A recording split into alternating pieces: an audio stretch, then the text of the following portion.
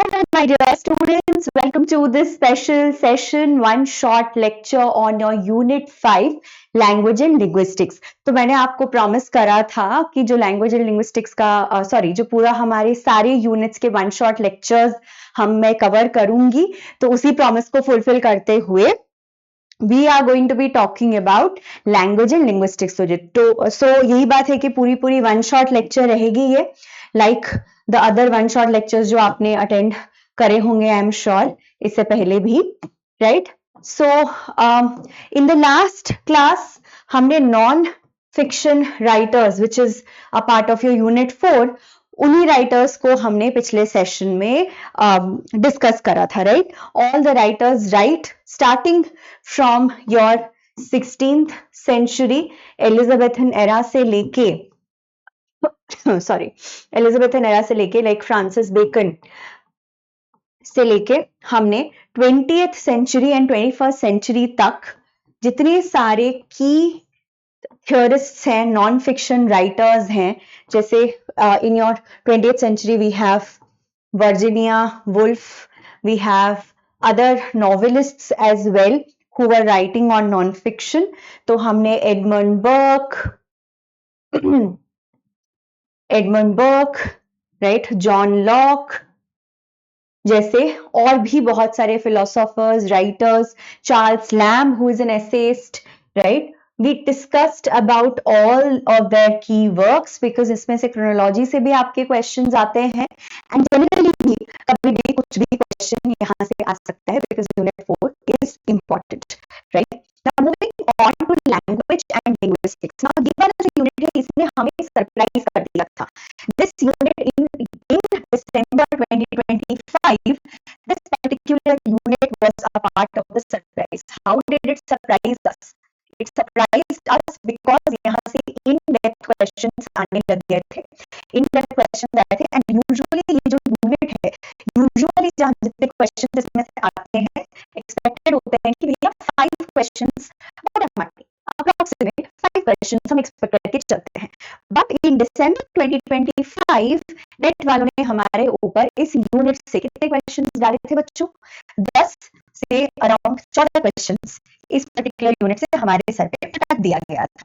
इसमें से कुछ इजी क्वेश्चंस थे, कुछ बहुत इन-डेप्थ क्वेश्चंस थे जो लिंग्विस्टिक्स के बच्चे कर पाएंगे, ठीक है? तो हमें इसके ऊपर टेंशन नहीं लेना है कि जो अनप्रेडिक्टेबल पार्ट था या जो लिंग्विस्टिक्स वाला पार्ट था वो हम कर पाएंगे नहीं कर पाएंगे, बट हमारे लिए मेरा भी यही कोशिश रहेगा कि जो बेसिक्स हैं वो सारे हम करें एंड जो डिप्थॉन्ग्स, मोनोप्थॉन्ग्स, ग्लाइड्स हो गया, बेसिक इश्यूज अबाउट लैंग्वेज हो गए, वो सारे हम कवर करें, ठीक है? तो फटाफट से शुरू करते हैं.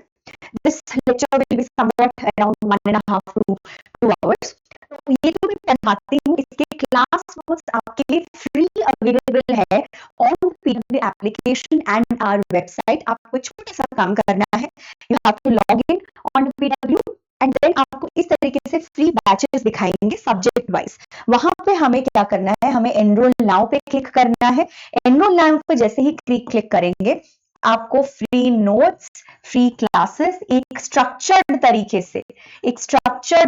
से मिल जाएगा. डेफिनेटली इस चीज का फायदा उठाएं आप, okay? And do check out our application. Moving on to the basics. Now linguistics क्या है ये सबको पता है. तो लिंग्विस्टिक्स जो है it is a study, scientific study of language. उसका स्ट्रक्चर वो किस तरीके से डेवलप करता है, किस तरीके से हम लैंग्वेज को यूज करते हैं, एंड लिंग्विस्टिक्स के मल्टीपल ब्रांचेस हैं. इसकी फोकस क्या है, नेचर ऑफ लैंग्वेज को हम पढ़ते हैं यहाँ पे कि लैंग्वेज की जो कैरेक्टरिस्टिक्स है, जो फंक्शंस है वो क्या है. स्ट्रक्चर पढ़ते हैं, the sounds, the words, the sentences, phonology, morphology, syntax, semantics. Language acquisition theories को हम पढ़ते हैं जिसमें से क्वेश्चन भी आपके आते हैं. That is first language acquisition and second language acquisition की थ्योरीज है जो हम पढ़ते हैं. Language in society is to do with mathematics and applied linguistics. किस तरीके से हम चीजों को यूज करते हैं. एंड लिंग्विस्ट जो है, जो लिंग्विस्टिक्स को पढ़ता है, उस इंसान को पता या पढ़ती है, उस इंसान को हम बुलाते हैं linguist, right? Very basic. Moving on to the next slide. Scope of linguistics क्या है? What are the kinds of linguistics? अभी हाल ही में आपकी psycholinguistics से एक क्वेश्चन आया था in December 2025. So we have to know the types of linguistics. एक है theoretical लिंग्विस्टिक्स, जिसको अभी हम थोड़ा डिटेल में भी करेंगे। उसके अंदर आता है आपका phonetics, phonology, morphology, syntax, semantics and pragmatics. Phonetics and phonology जो है वो साउंड से डील करता है, मॉर्फोलॉजी जो है वो वर्ड फॉर्मेशन से डील करता है, सिंटैक्स जो है वो सेंटेंस, सेमांटिक्स जो है वो मीनिंग, प्रैग्मेटिक्स जो है वो लैंग्वेज यूज से डील करता है।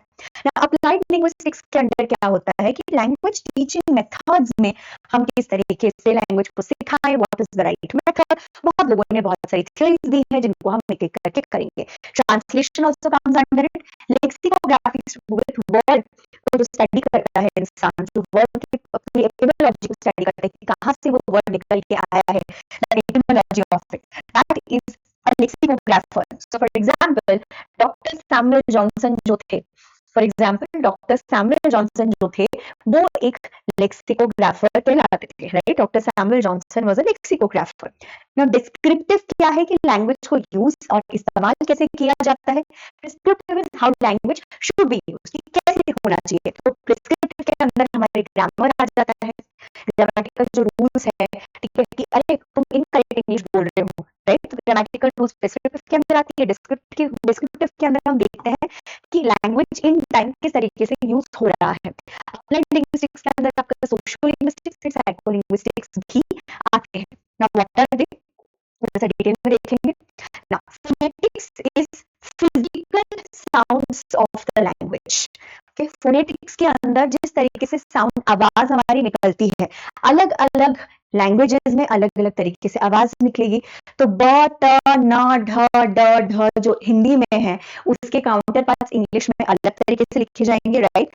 इट्स ब will be equivalent to B, म will be equivalent to M, न will be equivalent to N. तो अलग अलग साउंड्स लिखे जाते हैं। एंड रशियन में कुछ और होगा, फ्रेंच में कुछ और होगा, राइट। तो अलग अलग लैंग्वेजेस में अलग अलग साउंड्स होती है। तो फिजिकल साउंड्स जो होती है उसको जो रिप्रेजेंट करते हैं उसको फोनेटिक्स कहा जाता है। फोनोलॉजी क्या है? फोनोलॉजी इसकी कहां से मेरी साउंड निकल के आ रही है। साउंड सिस्टम्स एंड पैटर्न्स को हम यहाँ पे पढ़ते हैं। द मैनर ऑफ आर्टिकुलेशन, कौन सा हमारा ऑर्गन यहाँ यूज करेंगे, वोकल कॉर्ड से हमारी साउंड निकलती है, राइट। तो उस डायग्राम को भी हम देखेंगे। देन मॉर्फोलॉजी क्या है? The structure of words, right. Morphology क्या है कि वर्ड किस तरीके से बनी है ना। तो किताब इज सिंगुलर फॉर्म, किताबें is plural form, book books, so singular plural कैसे बना। और जैसे बुक से बुक्ड होता है, right. So booked is a derivational word of book. तो ये सारे जो वर्ड फॉर्मेशन प्रोसेसेस होते हैं वो हम मॉर्फोलॉजी में पढ़ते हैं। सिंटैक्स स्ट्रक्चर कि भैया सेंटेंस, वर्ब, ऑब्जेक्ट। सेंटेंस जो होती है उसमें नाउन फ्रेज होता है, वर्ब फ्रेज होता है, कभी कभी प्रीपोजिशनल फ्रेज होता है, कभी एडजेक्टिव होती है। तो पार्ट्स ऑफ स्पीच जो हमने सारे बच्चों ने स्कूल में पढ़ा है उसी को वही सिंटैक्स के अंदर आता है। सेमांटिक्स इज मीनिंग कि भैया मीनिंग जो है वो लिटरल लेवल पे क्या होता है, सेमांटिक लेवल पे क्या होता है। बैंक जो है वो एक ही वो शब्द है पर उसका मतलब नदी का किनारा भी होता है, उसका मतलब पैसे वाला बैंक भी होता है ना। कैसे है the semantics of it. Then moving on to the subfield pragmatics. Pragmatics is language use, किस कॉन्टेक्स्ट में मैं यूज कर रही हूँ। मैं सवाल पूछ रही हूँ, मैं सवाल के फॉर्म में एक रिक्वेस्ट कर रही हूँ कि could you please come tomorrow, could you kindly pass on the salt, could you kindly play the piano. यहाँ पे मैं रिक्वेस्ट कर रही हूँ, मैं कोई एक्चुअली सवाल नहीं पूछ रही हूँ। Who are you is a question, but can you pass the salt becomes the request. Social linguistics क्या है? लैंग्वेज और सोसाइटी के साथ डील करता है, जहाँ पे code switching, English Hindi mix हम किस तरीके से करते हैं। जैसे अभी ये लेक्चर क्या है, इंग्लिश में मैं लेक्चर दे रही हूँ आपको, राइट। सो इसको हम सोशल लिंग्विस्टिक्स के अंदर पढ़ते हैं कि लैंग्वेज किस तरीके से इवॉल्व करता है, किस तरीके से लैंग्वेज इवॉल्व करता है। तो जैसे आपका पिजन हो गया, क्रियोल हो गया, ये सब चीजें इवॉल्व करी हैं ड्यू टू सोशल लिंग्विस्टिक्स। जिस कम्युनिटी के रिक्वायरमेंट के अनुसार, दो कम्युनिटी के रिक्वायरमेंट के अनुसार वो पिजन, क्रियोल, रजिस्टर्ड जार्गन, ये सारे टर्म्स इवॉल्व कर रहे हैं। साइको लिंग्विस्टिक्स क्या है? साइको लिंग्विस्टिक्स हम देखते हैं कि भैया हम दिमाग कैसे यूज करते हैं लैंग्वेज के लिए। लैंग्वेज एक्विजिशन बच्चों में कैसे होता है, एंड सिर्फ ह्यूमंस क्यों है जिनके पास ऐसा प्रॉपर लैंग्वेज है जो वर्ड्स के थ्रू हम यूज कर सकते हैं, right. So language acquisition in children को इस तरीके से देखा जाता है। हिस्टोरिकल लिंग्विस्टिक्स क्या है? इसमें हम देखते हैं कि लैंग्वेज एक पर्टिकुलर, मान लो 5th सेंचुरी बीसी में क्या हुआ था। फिर हम देखते हैं कि भैया 7th सेंचुरी में क्या हुआ था, फिर हम देखते हैं 10th सेंचुरी में क्या हुआ था, वर्ड कहाँ कहाँ ट्रैवल करके किस तरीके से आया है। So we see the etymology of the word कि भाई, और पूरी फैमिली, लैंग्वेज फैमिली पूरी पूरी इवॉल्व करके आई है। हिंदी जैसे हमारा फैमिली होता है, Hindi belongs to the Sanskrit family, right. So जैसे उड़िया लैंग्वेज है वो संस्कृत फैमिली से कहा जाता है, बंगाली भी है। तो काफी सारे जो लैंग्वेज फैमिलीज है, लैंग्वेज ट्रीज है, उसको जो हम पढ़ते हैं वो है historical linguistics, and this is what comes under philology as well. Okay, इसको हम फाइलोलॉजी के अंदर भी पढ़ते हैं, so you can check what is philology. Now, language के basic concepts क्या है, ये सबको पता है. This is kind of a repetition of what all of you already know. Language is basically जो humans communicate करते हैं एक दूसरे के साथ using sounds, using symbols, using words, using grammar, using gestures. तो language verbal और non-verbal में बटा हुआ होता है. हम लोग verbal aspect पे obviously focus कर रहे हैं. तुम सबने communication system पढ़ा होगा, basics पढ़ा होगा communication system का, कि speaker A है, B को कुछ बोल रहा है तो communication कैसे हो रहा है, channel of communication, medium of communication, ये सब हमने पढ़ा होगा. This is the speaker. Speaker जो है वो किसी तरीके से मीनिंग एनकोड करता है एंड वो लिसनर के पास पहुंचता है. लिसनर क्या करेगा, डिकोड करता है मीनिंग को, है ना. एंड इसमें माध्यम है इन्वॉल्व कि कौन से मीडियम में speaker is encoding and how is that is coming to the listener, barriers of communication etcetera etcetera. ये सारी चीजें हमने स्कूल में पढ़ी हुई है. Language is the system of human communication and it is rule governed obviously. हमें हमेशा इवन हमारे मदर टंग में हमें बोला जाता है कि इसको ये कहते हैं, इसको ये कहते हैं, इसको कुर्सी कहते हैं, इसको कैमरा कहते हैं, इसको अलमारी कहते हैं, इसको चेयर कहते हैं, और इसको शब्द को कैसे आप सेंटेंसेस में जोड़ोगे ये भी आपको सिखाया जाता है बचपन में, राइट. अंग्रेजी में जब आपने सीखा होगा, सेकेंड लैंग्वेज की तरह सीखा होगा, उसमें भी आपको रूल्स रेगुलेशंस फॉलो करने होते हैं और एक तरीके से आप अंग्रेजी सीखते हो, right? So it is rule governed, creative, social, arbitrary, symbolic and dynamic. तो rule governed है, creative है. लैंग्वेज के साथ ही हम क्रिएटिविटी करते हैं, राइट. क्रिएटिव राइटिंग है, पोइंग, लिटरेचर, हम उसी क्रिएटिव एस्पेक्ट को एज लिटरेचर स्टूडेंट्स करते हैं. Social, language is extremely important for communication. एक रिश्ते को अटूट रखने के लिए हमें क्या करना होता है, लैंग्वेज के थ्रू अच्छे से कम्युनिकेट करना होता है. अगर कम्युनिकेशन फेल कर जाएगा, रिश्ता भी फेल कर जाएगा. आर्बिट्रेरी क्या होती है कि भैया कुर्सी को कुर्सी क्यों कहते हैं, कप को कप क्यों कहते हैं, आसमां है नीला क्यों, आसमां है नीला क्यों, राइट. पानी गीला गीला क्यों, गोल क्यों है जमीन, right. So that way language में भी होती है कि चल इसको क्या, ये क्यों कहते हैं, अलमारी को अलमारी क्यों कहते हैं, छत को छत क्यों कहते हैं, कोई कोई कारण नहीं है, राइट. इंग्लिश में it is the roof, Hindi में इट इज छत, पेड़ in Hindi, tree in English, there is no reason. अच्छा in Odia, right? तो अलग-अलग लैंग्वेजेस में सेम ही चीजों के अलग-अलग नाम होते हैं.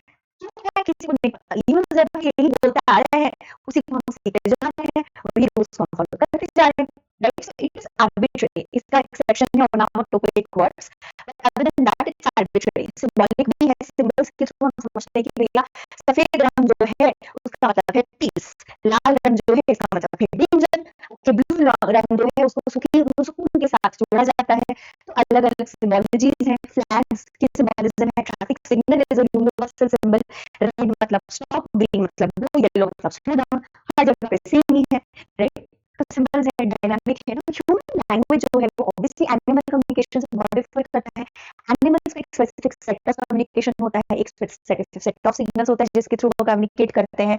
क्योंकि हमारे लैंग्वेज के थ्रू हम displacement, productivity, duality, cultural transmission and recursion जैसे कुछ प्रॉपर्टीज एंड फीचर्स है जो हमारे लैंग्वेज में होता है, जिसके तहत okay my mike stuck to my stylus. It was funny. Yeah, just a second. Sorry. हाँ, so इसके तहत हम लैंग्वेज को समझते हैं. Now, what are the key features? इसी को हम अभी पढ़ेंगे. Arbitrariness का मतलब कोई नेचुरल कनेक्शन नहीं है between word and meaning, right?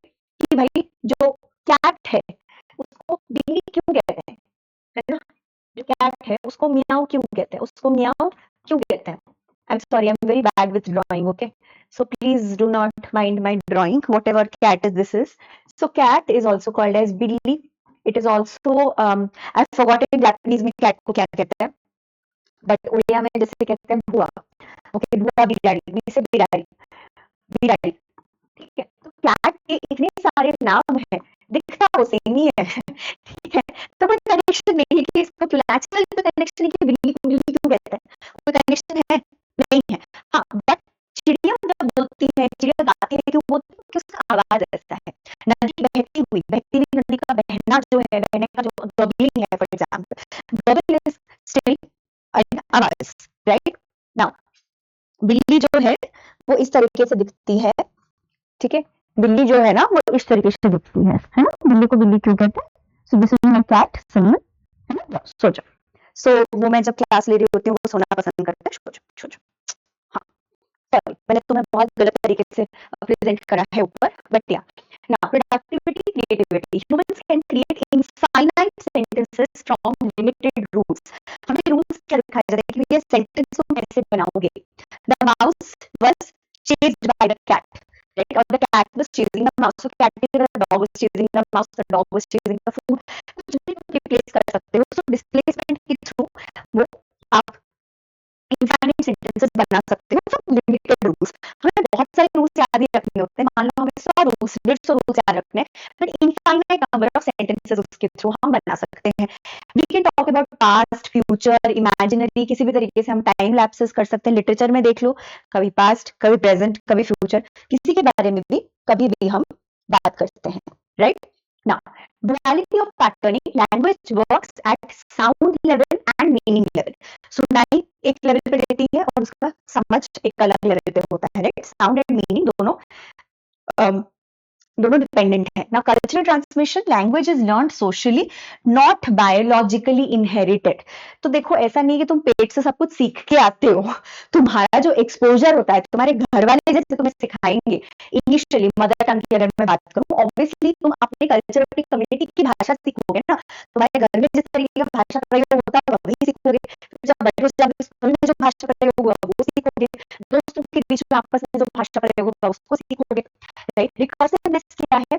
Sentences can be embedded within sentences. I went to the market to fetch a bottle of water which I wanted to use to, let's say, wash my face। Or पानी से कुछ लोग sir धोना पसंद करते हैं, नोएडा में जो पानी क्वालिटी आता है, तो मुझे उससे वो सेंटेंस याद आया। सो दिस इज यहाँ पे किस तरीके की बात हो रही है? Sentence with in sentence with in sentence, है ना। एम्बेडेड है सेंटेंस, सेंटेंसेस एक सेंटेंस तो नहीं, उसमें 3 सेंटेंसेस को मैं यूज कर सकती हूँ। So recursive system to complex sentences जो हम फॉर्म करते हैं कि एक ही पैराग्राफ में हम 3-4 चीजें इकट्ठे बोल सकते हैं। Speakers can both send and receive messages, obviously, ठीक है। Now key definitions of language. Edward Sapir is a very famous linguist. In his work Language and Introduction to the Study of Speech, उन्होंने बोला language is purely human and non-instinctive method। कोई non instinctive नहीं है, सीखना पड़ता है language, ऐसा नहीं कि अंदर से आ रहा है, ठीक है, माथे पेट से सब सीख के आए हैं, ऐसा नहीं होता है, सीखना पड़ता है, एक्सपोजर पे भी डिपेंड करता है। Method of communicating ideas, emotions and desires by means of a system of voluntarily produced symbols, by a system of voluntarily produced symbols। Bernard Bloch and George Taylor ने बोला language is a system of arbitrary vocal symbols by means of which a social group cooperates। Community के अंदर एक community का अपना language होता है, वो कम्युनिटी उठा है, गुजराती कम्युनिटी का अलग कम्युनिकेशन होगा, राजस्थानी का अलग होगा, राजस्थान में अलग अलग जगहों पे अलग अलग कम्युनिटीज हैं, वो अलग तरीके से कम्युनिकेट करते हैं, right. Sorry, let me just switch on the, हाँ, right? Then we have R.A. Hall, an essay on language. Language is the institution whereby humans communicate and interact with each other by means of habitually used oral, auditory, arbitrary symbols। Oral, auditory मतलब सुनना, oral मतलब बोलना, habitual, arbitrary symbols। Chomsky ने in syntactic structures क्या बोला? From now on I will consider a language to be a set, finite or infinite, of sentences, each finite in length and constructed out of a finite set of elements। तो ये जो वो बोल रहे हैं वो transformative generative grammar, transformative generative grammar के बारे में बेसिकली चॉम्स्की बात कर रहे हैं एक्चुअली, ठीक है। ट्रांसफॉर्मेटिव जेनरेटिव ग्रामर के बारे में बात करें कि एक पर्टिकुलर रूल जो है वो मल्टीपल सेंटेंसेस को जन्म देता है, एक ही रूल है जो हमें फॉलो करना है, जैसे सिंटैग्मेटिक और पैराडिग्मेटिक वाली जो बात करेंगे ना, सो श्योर उसी को चॉम्स्की एडवांस्ड लेवल पे लेके जाते हैं। Now functions of language according to Roman Jacobson. Roman Jacobson कौन थे? If you remember, he was a Russian formalist, है ना। जब रशियन फॉर्मलिज्म पढ़ोगे तब हम देखो रोमन जेकब्सन को पढ़ते हैं। रोमन जेकब्सन ने लिटरेरीनेस ऑफ द लैंग्वेज के बारे में बात करी है, मेटाफर मेटानिमी के बारे में बात करी है। आपको बस एक क्विक रिमाइंडर मैं दे रही हूं। एंड रोमन जेकब्सन ने हमें दिया 6 तरीके का फंक्शन ऑफ लैंग्वेज। उन्होंने बोला एक है रेफरेंशियल, दैट मीन्स जहां पे आप इंफॉर्मेशन दे रहे हो कि इतने बजे क्लास है, एज अ टीचर मैं देती हूँ कि भैया मेरा मंडे वेडनेसडे फ्राइडे क्लास होता है इतने से इतने बजे। इमोटिव क्या है? जो स्पीकर की फीलिंग्स को बयां करता है। कोनेटिव क्या है?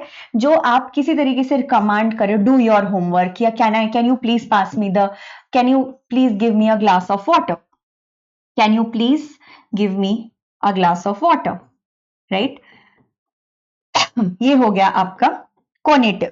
फैटिक क्या है? कोई सोशल कॉन्ट्रैक्ट के लिए आप जो फॉर्मेलिटी के लिए बोलते हो ना, hello hi how are you doing, तो आप जो phatic is basically social function, जो एक दूसरे को आपने जो हाय हेलो करते हो ना, सोसाइटी में घूमते घूमते फ्रेंड्स मिल गए तो आपने हाय हेलो करा एक दूसरे से, दैट इज व्हाट इज फैटिक।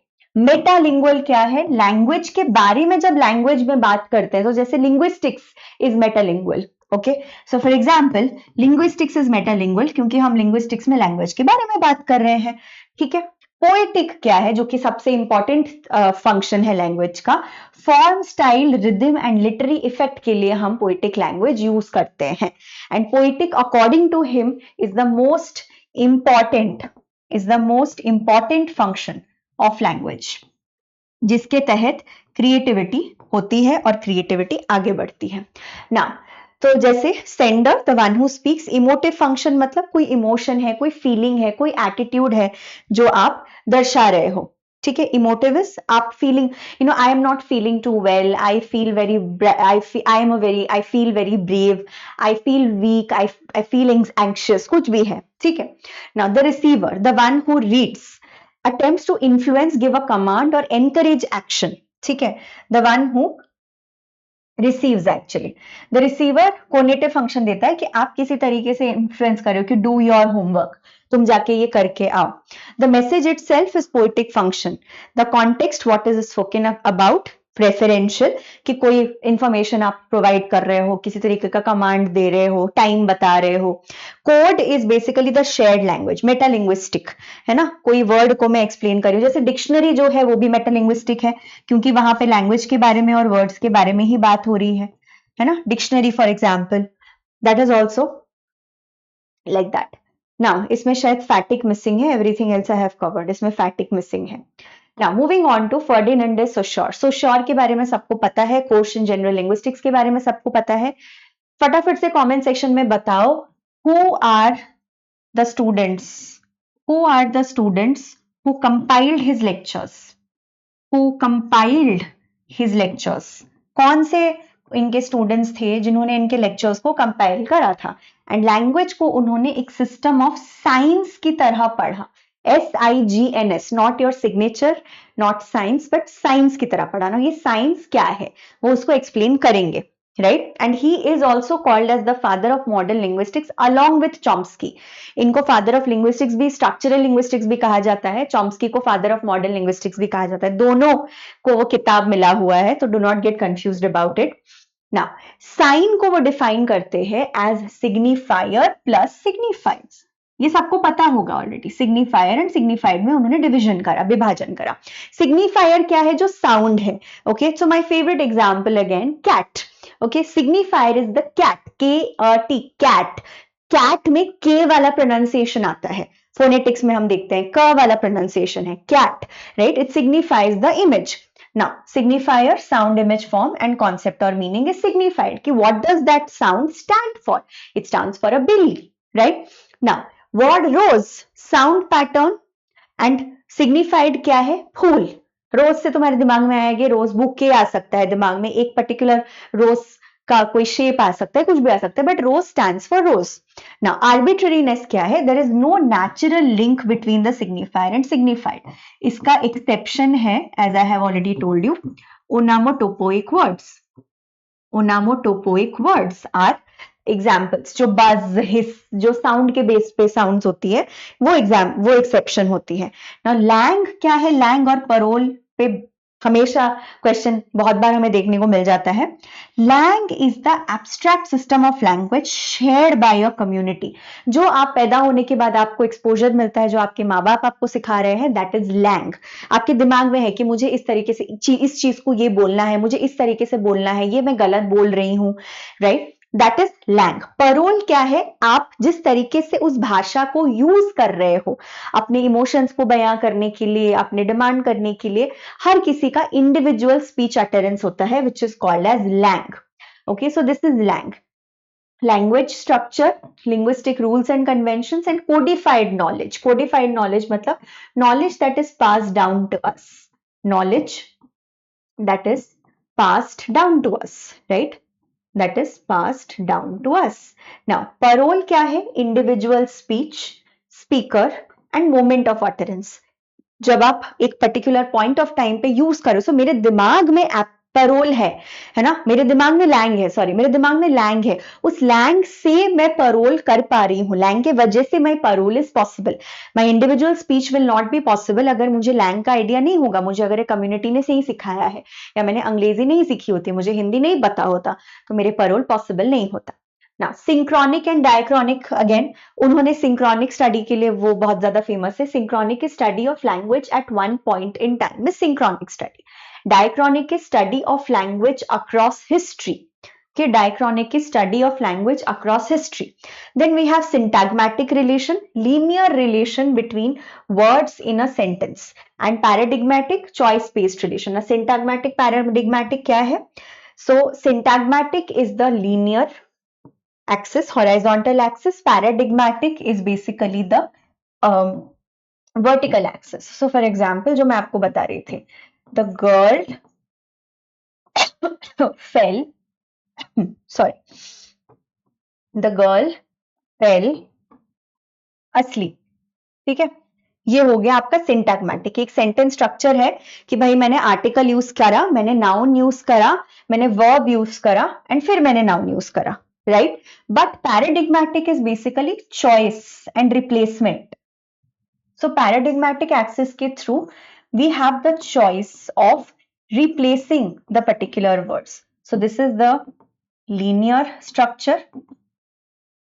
एक तो I do not understand the functioning of this stupid eraser. बिना टच किए खुल जाता है। हाँ, this is the linear arrangement and this is the replacement. So replacement में मैं यहाँ पे girl के जगह मैं कुछ भी लिख सकती हूँ। The boy, the cat, the animal, the human, uncle, aunty, कुछ भी लिखते जाओ। फेल के जगह में लिख सकती हूँ रैन, sang, danced, okay, waited, right, fell asleep, okay, asleep के जगह कुछ भी यूज कर सकती हूँ मैं। asleep, awoke, ran amok, amok मतलब he ran away, right? asleep के जगह मैंने away कर दिया। sang beautifully, ठीक है, मैं एडजेक्टिव से भी इसको रिप्लेस कर सकती हूँ, राइट? waited patiently, ठीक है। तो एक पर्टिकुलर स्ट्रक्चर होता है जिसके थ्रू हम रिप्लेस कर सकते हैं, दैट इज सिंटैग्मेटिक एंड पैराडिग्मेटिक रिलेशनशिप। इसी सेम चीज को नोएम चॉम्स्की अपने ट्रांसफॉर्मेशन जनरेटिव ग्रामर में भी यूज करेंगे, ठीक है ना। चॉम्स्की पे आ जाता है। Chomsky was born in 1928 and वो अमेरिकन लिंग्विस्ट है। उन्होंने जो सॉशर ने बोला था उसी को और 10 कदम वो आगे लेके गए हैं। उनके की works are syntactic structures 1957, aspects of the theory of syntax 1965, language and mind 1968, lectures on government and binding 1981, the minimalist program 1995। इसमें से सबसे इंपॉर्टेंट है इनके फर्स्ट दो जो वर्क्स हैं, syntactic structures, aspects of the theory of syntax, जिन्होंने इसमें सारे अपने कॉन्सेप्ट्स दे दिए हैं हमें। जेनरेटिव ग्रामर, जेनरेटिव ग्रामर का मतलब जेनरेशन, एक के बाद एक के बाद एक। जेनरेटिव ग्रामर का मतलब है grammar is a finite set of rules. जैसे हमने अभी देखा सिंटैग्मेटिक और पैराडिग्मेटिक एक्सेस में लीनियर स्ट्रक्चर सेम है, बट आप उसी लीनियर स्ट्रक्चर में इनफाइनाइट नंबर ऑफ रिप्लेसमेंट्स कर सकते हो, राइट? तो that is what he is talking about कि grammar finite set of rules है कि भैया आर्टिकल है, फिर नाउन है, फिर वर्ब है, फिर एडजेक्टिव है या एडवर्ब है, उसी में आप एक अनगिनत नंबर ऑफ सेंटेंसेस बना सकते हो, है ना? So finite set of rules that can generate infinite sentences.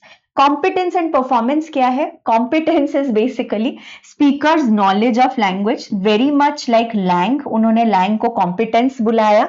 And performance is basically parole. इसको लेके भी पीवाईक्यू आ चुका है कि कॉम्पिटेंस और परफॉर्मेंस किस चीज से मैच करते हैं, लैंग और पैरोल से कैसे मैच करते हैं, ओके? डीप स्ट्रक्चर क्या है? Underlying meaning.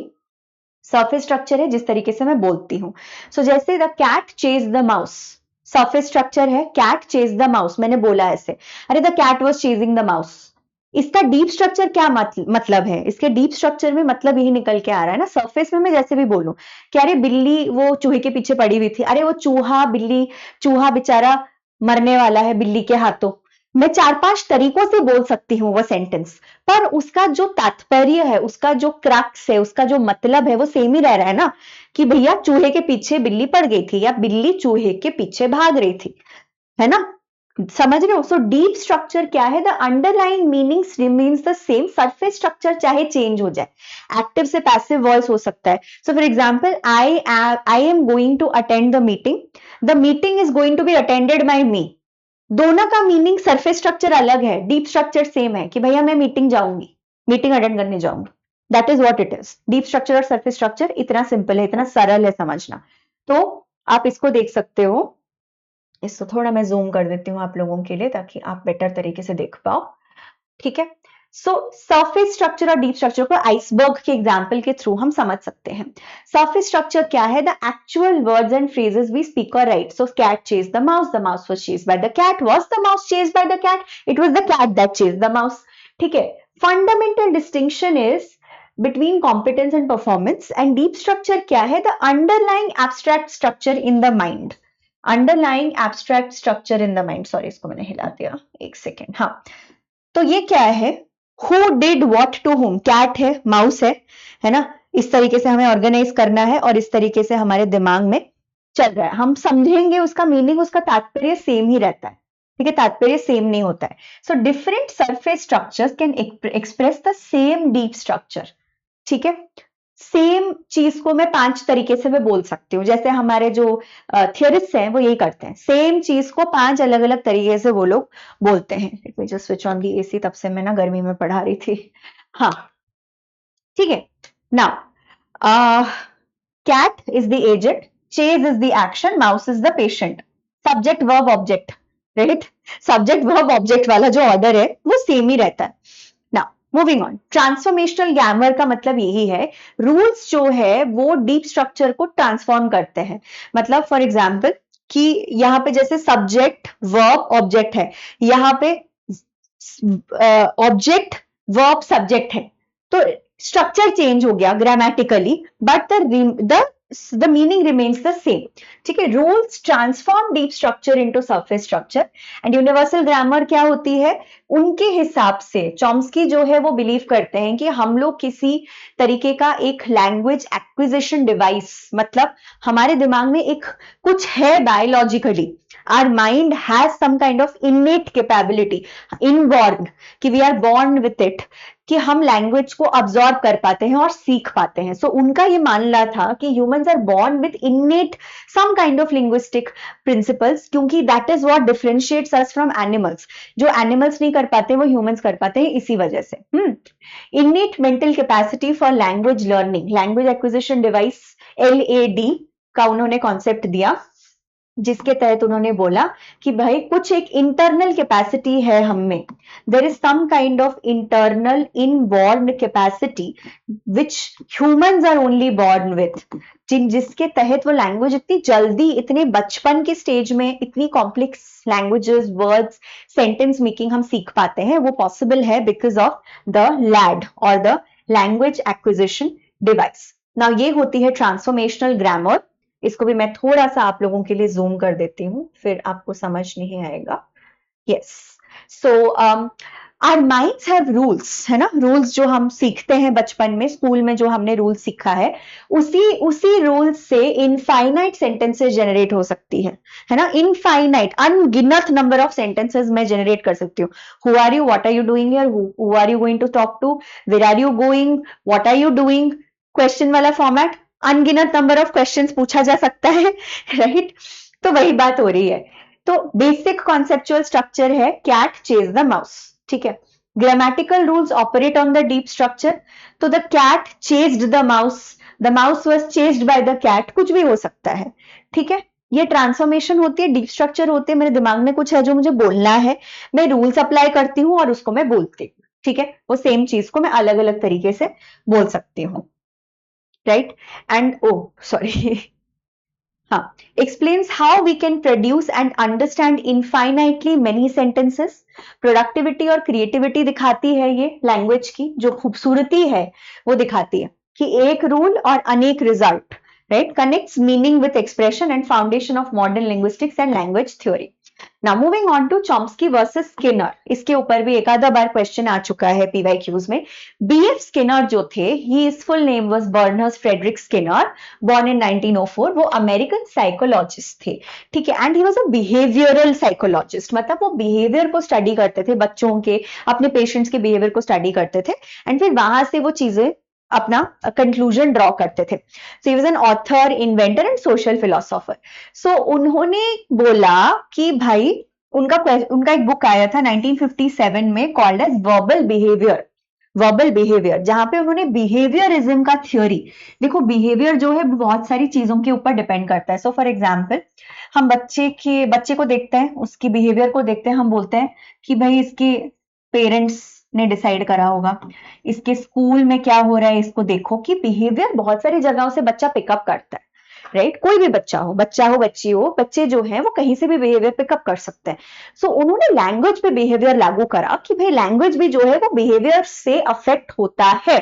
Now, this was actually famously and harshly reviewed by a young Noam Chomsky।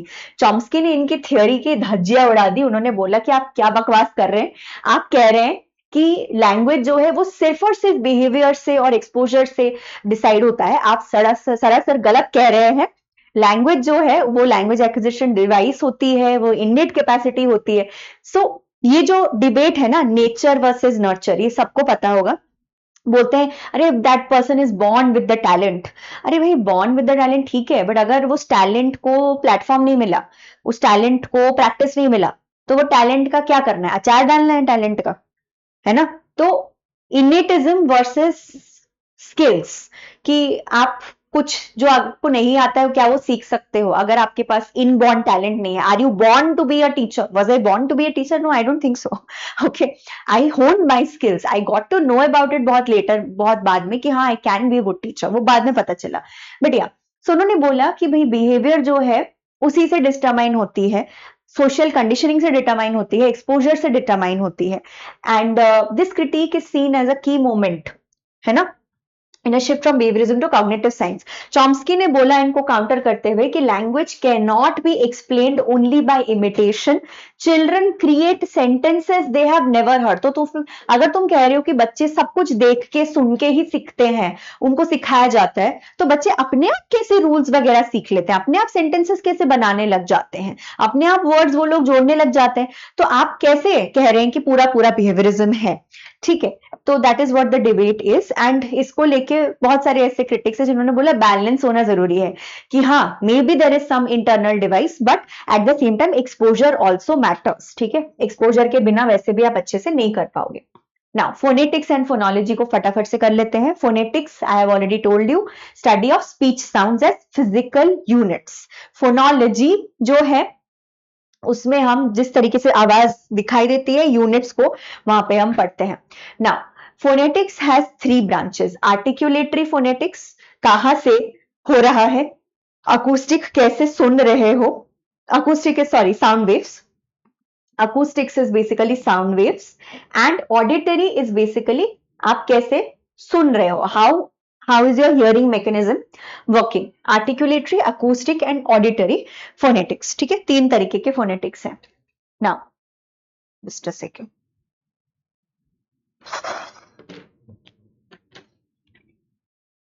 हाँ, moving on. Speech organs. Speech organs में क्या है? Lips, teeth, alveolar ridge, ये हमारा ऑर्गन है. ये तुम्हारा वोकल ट्रैक्ट होती है. वोकल ट्रैक्ट में ये ईसोफेगस है सबसे नीचे, फिर ट्रैकिया है, फिर ग्लॉटिस. ग्लॉटिस, खा खा Khan. My name is Khan. Khan from the epiglottis. My name is Khan अगर तुमने देखा उसमें वो ऐसे बोलता है. So this is glottis. This is pharynx. Uvula को ओव्यूलार्स कहते हैं. जहां से जो साउंड जहां से निकल के आता है उस तरीके से लेबलिंग होती है. ठीक है. सो जो ग्लॉटस, जो खा खा, उसको कहते हैं ग्लॉटल साउंड. ठीक है. जो फेरिंग से निकल के आती है उसको फेरेंजियल कहते हैं. ओव्यूला से निकल के आती है वो ओव्यूलर होता है. वेलर इज बेसिकली जो आपका पैलेट है ऊपर, हाँ, उसके सबसे पीछे वाला अंश जो होता है उसको वेलम कहते हैं. पैलेट, पैलेटल, जो हार्ड पैलेट, सॉफ्ट पैलेट होती है ना आपके माउथ का अपर रीजन जो होता है. ठीक है. Then you have the nasal cavity. Nasal, म, न, ये सब नेजल साउंड्स हैं ना, नाक से हवा निकलती है. सो जैसे जैसे हवा हमारी पास करके आती है, जहां जहां से हवा पास करके आती है उस तरीके से वो साउंड इफेक्ट होता है. यू हैव डेंटल्स, जो दांत. सो फॉर एग्जाम्पल ब, ओके, म में क्या हो रहा है? मेरे लिप्स क्लोज हो रहे हैं. म. न में मेरा पीछे का टंग आगे मूव करके आ रहा है. न. It's basically bilabial, labial and dental, labiodental. ठीक है. तो डिपेंड करता है कि कौन सा कहां से साउंड निकल के आ रहा है. लेबियल बोलते हैं लिप्स को. ठीक है. Glottal, labial, dental, alveolar. Alveolar ridge is basically just above your mouth. ठीक है. इसको मैं डिटेल में ऑब्वियसली नहीं करूंगी cover, but we will just touch upon it. So this is the vocal tract. ठीक है. नाउ वावल्स जो है वो ना वोकल ट्रैक्ट से नहीं, जैसे ए ई आई ओ यू जो मैं बोलती हूँ, ए ई आई ओ यू, वो निकलता है सीधा सीधा. उसमें मेरे ना टंग रोल हो रहा है एंड माई माउथ. ठीक है. लिप्स जो है वो राउंडेड रहते हैं. ई में राउंडेड नहीं है. आई ओ में पूरा गोल है. यू. ओके. तो it's about the rounding off the lips and the position of the tongue. Consonant sound में म, ह, न, ट, उसमें हमारे वो जो एल्वियोलर रिज, डेंटल, ये सारे साउंड्स मैटर करते हैं. नाउ यहाँ पे वावल्स जो है they are produced without any major obstruction of air flow. Height होती है close, mid, open. Part of tongue front, central, back and lip position unrounded और rounded. So see, cat, car, food. तो ये जो sounds है वो इस तरीके से प्रोड्यूस होती है. ना वावल्स जो है वो दो तरीके के होते हैं. एक है मोनोप्थॉन्ग्स, दूसरा है डिप्थॉन्ग्स. मोनोप्थॉन्ग्स क्या है? एक ही साउंड है.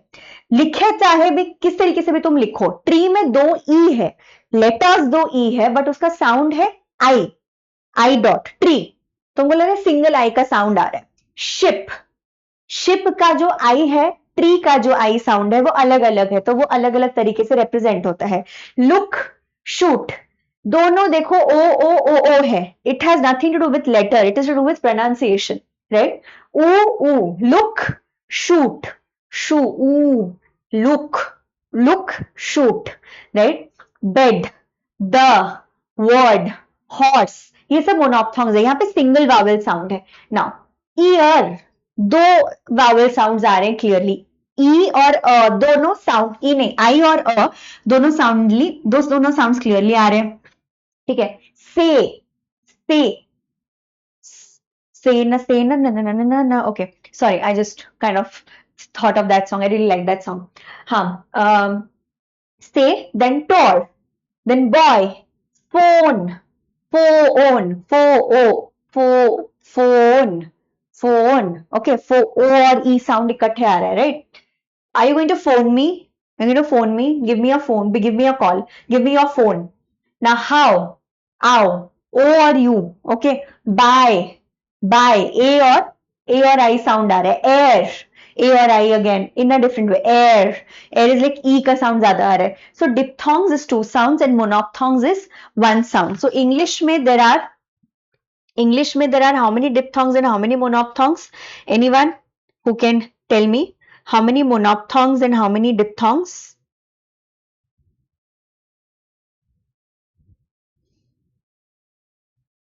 हाँ, how many monophthongs and diphthongs in English? So there are 12 monophthongs. Okay, there are 12 monophthongs. You can count it from the table. मैं इसीलिए wait कर रही थी. And 8 diphthongs. Okay. Now, consonants जो है वो place of articulation कहाँ से आ रहा है? Manner of articulation. Manner of articulation मतलब कि कहीं पे आपका एयर फ्लो ऑब्स्ट्रक्ट हो रहा है या कंप्लीटली नॉर्मल है. And voicing is to do with vibration of the larynx and the pharynx.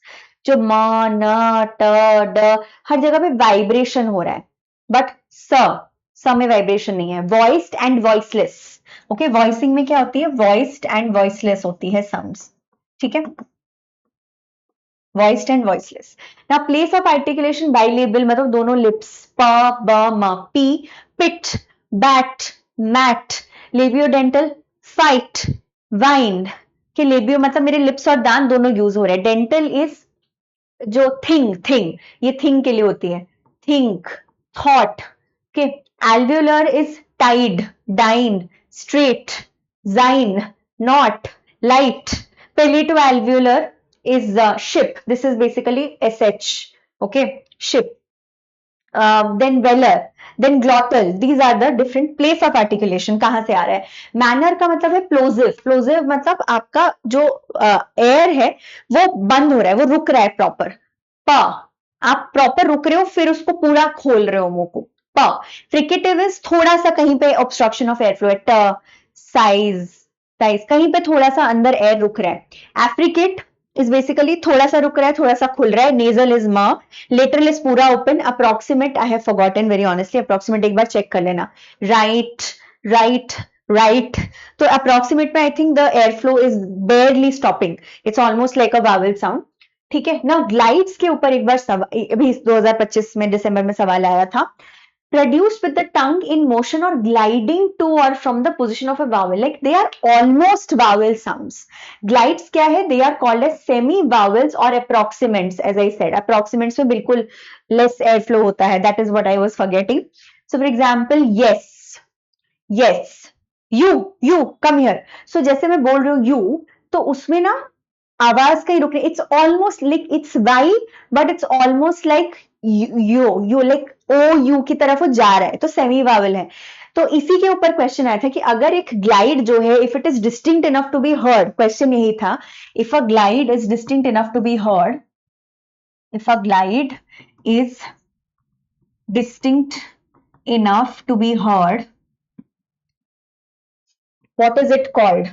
It will be called as a vowel. जब डिस्टिंक्टली नहीं होता है तो वो सेमी वावल रहता है, बट अगर एक ग्लाइड है जो कि प्रॉपर ग्लाइड हो जा रही है, ठीक है, प्रॉपर वावल साउंड में शिफ्ट हो जाती है, तो वो डिप्थोंग हो जाती है. ठीक है, इसी के ऊपर सवाल आया था एक्चुअली.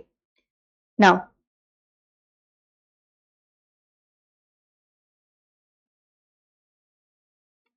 जो समझ नहीं आ रहा ये चल कैसे रहता है.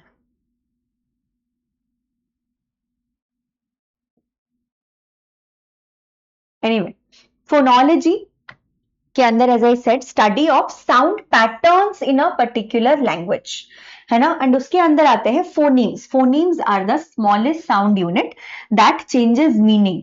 सो प ब ट जो भी स्मॉलेस्ट यूनिट ऑफ साउंड है. सो कैट, स्किल, की, टॉप. अच्छा, एलोफोन्स क्या है मैं बताती हूँ. एलोफोन क्या है? It's a variant of a phoneme, does not change meaning. मतलब the K in cat can be aspirated and unaspirated. Okay, K in cat versus the K in skill. Okay, cat में जो K का sound है versus skill and cat skill, meaning change नहीं हो रहा है, sound same है, बस एस्पिरेटेड और एस्पिरेटेड इज टू विथ हवा का रुकाव, हवा कहां से जा रही है. ठीक है, कैट में एस्पिरेटेड है, हवा थोड़ी सी रुक रही है. स्किल में हवा बिल्कुल नहीं रुक रही है. That is what it is, aspirated unaspirated. जैसे की में क्या है? पैलेट वाले जगह से हवा गुजर रही है. टॉप में जैसे एस्पिरेटेड है. ओके, बट बटर में जैसे फ्लैप जो है बटर, ट, उसमें वो फ्लैप है, it is not aspirated. It is unaspirated. So that is what is allophones. Allophones are variants of a phoneme. इसमें मीनिंग चेंज नहीं होता है, ठीक है, मीनिंग सेम रहता है, मतलब साउंड सेम रहती है. इट्स के, इट इज स्टिल क वाला साउंड, बट एस्पिरेटेड बहुत माइनर सा वो होता है जिसको हम सुपरस्क्रिप्ट के थ्रू यहाँ पे जैसे एच लगा दिया, यहाँ पे जे लगा दिया, एच लगा दिया, ठीक है, इस तरीके से हम इसको रिप्रेजेंट करते हैं. नाउ मिनिमल पेयर क्या है? Two words differing by one sound. This is very easy to understand. So for example ये कैट है, ठीक है, ये क्या है, इसको कैट को कैसे लिखेंगे फोनेटिकली, ठीक है, कैट है, AT है, ठीक है, कैट की जगह मैंने अगर मैट कर दिया, बैट कर दिया, सैट कर दिया, टैट कर दिया, कुछ भी, मैं एक साउंड चेंज कर रही हूं, बस एक साउंड, और पूरा पूरा वर्ड मीनिंग हिल जा रहा है ना. So two words differing by only one sound. So ship और शीप, शिप और शीप एक ही साउंड से डिफर करे. Pin bin tin, pin bin tin bin, for example, ठीक है, पिन बिन टिन टिन. तो ये again one sound is there which is different. So allophones are minimal pairs. समझ आ गया? Now assimilation क्या है? Where one sound becomes like the other. पता नहीं चलता है दोनों sound में differences क्या है, उसको assimilation कहते हैं. Then elision is sound is omitted. Sound मतलब कैसे, जैसे for example जो silent रह जाता है, ठीक है, जार, जार तुमने सुना होगा आई थिंक, ठीक है, जो वर्ड जार है उसमें टी जो है वो साइलेंट है, तो that sound is omitted, right, that is omitted, that sound is completely omitted, right. ना स्ट्रेस क्या होती है? Syllable wise. तो फॉर एग्जाम्पल अगर मैं बोलूंगी come on you need to destress, या you need to destress, destress में किस पे ऊपर वो पड़ रहा है? डी स्ट्रेस में, स्ट्रेस के ऊपर मैं सिलेबल मतलब स्ट्रेस दे रही हूँ, स्ट्रेस, वर्ड स्ट्रेस के ऊपर मैं स्ट्रेस दे रही हूँ. D is unstressed, stressed unstressed वाली बात जो रेटोरिक प्रोसोडी में हम करते हैं वहां से आता है, ठीक है. Intonation is rise and fall of voice. So for example hello everyone, hello everyone, hi मेरे बच्चों, बाय मेरे बच्चों, ठीक है. तो दैट इज पिच से आप जो कंट्रोल करते हो अपने आवाज को, उसको इंटोनेशन कहते हैं. नाउ मॉर्फोलॉजी क्या है? Study of word structure and word formation. Morpheme is obviously the smallest meaningful unit of language, जिसके further आप इसको break down नहीं कर सकते. So unhappiness में 3 morphemes हैं. Un है, happy है और ness है. But अगर मैं word लूं boy, so boy itself is one morpheme. It cannot be broken down. But अगर boy को मैं boys ले रही हूं तो boy plus s, ठीक है, तो इट हैज 2 मॉर्फीम्स नाउ, क्योंकि एस इज प्लूरल, वो एडेड है. ओके, नाउ अगर मैं बॉयहुड ले रही हूं तो बॉयहुड में again boy plus hood. Now morphology में टाइप्स ऑफ मॉर्फीम, इसके ऊपर सवाल आया था अभी फंक्शनल मॉर्फीम के ऊपर. 2 तरीके के होते हैं. एक है फ्री मॉर्फीम जो कि अकेले एग्जिस्ट कर सकता है, जैसे अभी मैंने बॉय बोला, that's a free morpheme, it can exist by itself. So यहां देख लो ना, अनहैप्पीनेस में फ्री मॉर्फीम कौन सा है? This is the free morpheme, these are the bound morphemes, ठीक है, ये दोनों बाउंड मॉर्फीम्स है. एक है प्रीफिक्स, एक है सफिक्स, ठीक है, समझ आ गया? सो फ्री और बाउंड समझ आ गया होगा ना. फ्री में 2 तरीके के मॉर्फीम्स हो सकते हैं. फ्री में कौन से 2 तरीके के मॉर्फीम्स है? एक है लेक्सिकल. लेक्सिकल का मतलब है जो कंटेंट वर्ड होते हैं. कंटेंट वर्ड्स कोई भी हो सकता है, कोई भी वर्ब है, एडजेक्टिव है, beauty, happy, sad, life, freedom, any emotion that you can take think of, shirt, clothes, anything. Okay, content word होती है. फंक्शनल वर्ड्स भी है इंग्लिश में, जैसे द, एंड, बट, और, राइट, ये जो चीजें होती है फंक्शनल मॉर्फीम्स हैं. तो सारे आर्टिकल्स हो गए और कंजंक्शंस हो गए, वो आते हैं हमारे फ्री, वो भी एक अकेले एग्जिस्ट कर सकते हैं, उनको जरूरत नहीं है किसी और चीज की. Bound morphemes there are 2, derivational and inflectional. Derivational क्या होती है? जहां पे हम दूसरा वर्ड बना रहे हैं, अनड्रेसिंग, अनएडुकेटेड, ठीक है.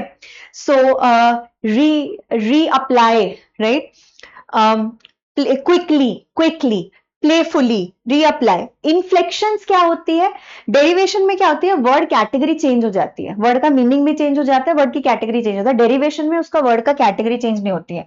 इन्फ्लेक्शन में फॉर एग्जाम्पल प्ले अगर है, ठीक है, प्ले का तुम एस कर लो, प्लेज हो गया, प्लेइंग कर लो, प्लेड कर लो, अलग अलग है. बट अगर मैं प्ले का यहां पे ले आऊं, प्ले रीप्ले अलग हो गया कैटेगरी, मीनिंग अलग हो गया। प्लेफुली का थोड़ा मीनिंग अलग हो गया, ठीक है, राइट। सो डेरिवेशनल इन्फ्लेक्शन में इतना ही होता है। इन्फ्लेक्शनल वर्ड्स बहुत कम है इंग्लिश लिटरेचर, इंग्लिश में लैंग्वेज में ज्यादा से ज्यादा हमारे डेरिवेशनल वर्ड्स ही होते हैं ना। Free morpheme can stand alone, I have told you. Bound morpheme can not stand alone. Root is for example, root word जो होती है, play is like the root word, is the lexeme, जिसके अलग अलग forms हो सकते हैं। Affix is added to root, so happy is the root word, है ना, मान लो happy is the root word, prefix is unhappy, अगर नेस कर दिया तो वो सफिक्स हो गया, है ना। इनफिक्स बेयरली होता है इंग्लिश लिटरेचर में, इनफिक्सेस होते नहीं है। नाउ इन्फ्लेक्शनल मॉर्फीम में shows grammar, for example books, walked, walking, ठीक है, ये सिर्फ ग्रामेटिकल चेंज होता है, यहाँ पे मीनिंग चेंज नहीं होती है, ठीक है, यहाँ पे मीनिंग चेंज नहीं होती। नाउ डेरिवेशनल मॉर्फीम क्या है, creates new word meaning. So happy का हैप्पीनेस हो गया, हैप्पी से अनहैप्पी हो गया, हैप्पीली एवर आफ्टर, है ना, हैप्पीली एवर आफ्टर, तो वो भी तुम्हारा डेरिवेशनल हो गया। बट क्योंकि happy there is no plural form, okay, there is no plural form. Just a second. Now word formation processes. So there are quite a lot of words. Adding prefix है, adding suffix है, ये भी तुम्हारे सारे derivation है। Conversion क्या है, God helps the good, God helps the good, that means people who help, who do good. Conversion is basically एक word दो meaning. God helps the good मतलब people who do good. So good is here used as a noun, good is here used as a verb, दोनों, ठीक है। good is here used as a noun and a verb both.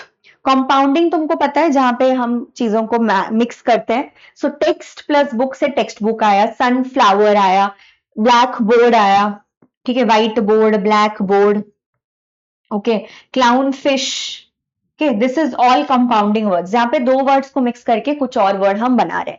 Clipping क्या होती है, जहां पे हम cut करके चीजें बनाते हैं, जैसे मैथमेटिक्स से मैथ्स बना दिया, एडवर्टाइजिंग से एड बना दिया, टेलीविजन से टीवी बना दिया, लेबोरेटरी का लैब, एडवर्टाइजमेंट का एड, जिम्नेशियम से जिम, बहुत सारे हैं ना। ब्लेंडिंग क्या है, where you combine two words, जिसको पोर्टमैंट्यू भी कहा जाता है। ब्लेंडिंग को क्या कहा जाता है, पोर्टमैंट्यू भी कहा जाता है। पोर्टमैंट्यू क्या है, जहां पे हम दो वर्ड्स को, जैसे तुम लोग सेलिब्रिटीज के लिए करते हो ना, है ना, जैसे रणबीर और Alia is Ralia, right, that is what is blending, okay. So smoke and fog is smog, motel का मैं भूल गई क्या था एग्जैक्टली, डिवीजन एक बार देख लेना। ब्रेकफास्ट पर lunch is brunch, okay. Internet plus etiquette is netiquette, internet plus etiquette, etiquettes is netiquette, कि इंटरनेट में किस तरीके से हमें बिहेव करना चाहिए। सो बहुत सारे ऐसे ब्लेंडिंग वर्ड्स हैं। एक्रोनिम्स पता है, एज जेन जी पीपल तुमसे बेटर एक्रोनिम्स कोई समझ नहीं सकता।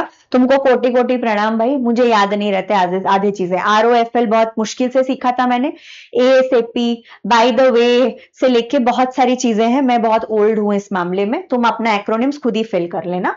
एक्रोनिम्स जो है वो ऑर्गेनाइजेशंस के लिए भी होती है, जैसे हो गया हमारा ISRO, Indian Space Research Organisation, NTA, National Testing Agency, NET, National Eligibility Test, है ना। तुमको बस मैं रिमाइंड कर रही हूं, ये तुम्हारा नाइटमेयर है, I am not going to let you forget. Borrowing क्या है, जब आप दूसरे वर्ड्स, जैसे इंडियन वर्ड्स में से इंग्लिश में बहुत बोरोइंग हुए। Shampoo is an Indian word, juggernaut is an Indian word, जो कि अब इंग्लिश डिक्शनरी में आ चुका है। Bamboo is also I think an Indian word, if I am not wrong, एक बार चेक करना पड़ेगा। Opera is an Italian word, yacht is a Dutch word, French word से बहुत सारे, croissant is a French word, right. So दूसरे languages से आप बोरो करके जैसे आप इनकॉर्पोरेट करते हो। ओनामाटोपोइया तुमको पता है, इसमें शायद एक चीज नहीं है, कंपाउंडिंग बोल दिया था।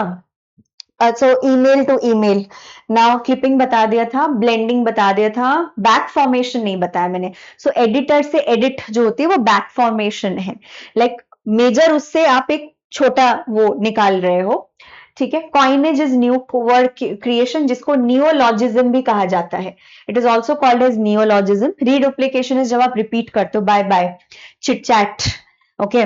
KitKat. ठीक है, that is reduplication of words. Now these are all your word formation processes. Now syntax क्या है? Study of sentences and sentence structure and word order को हम सिंटैक्स कहते हैं. सिंटैक्स जो है बेसिक यूनिट्स, इसमें फ्रेज होता है, एक क्लॉज होता है, सेंटेंस होती है जो कंप्लीट ग्रामेटिकल यूनिट कहलाती है. ये सबको पता है. Phrase can be a group of words. Travel tomorrow can be just a phrase.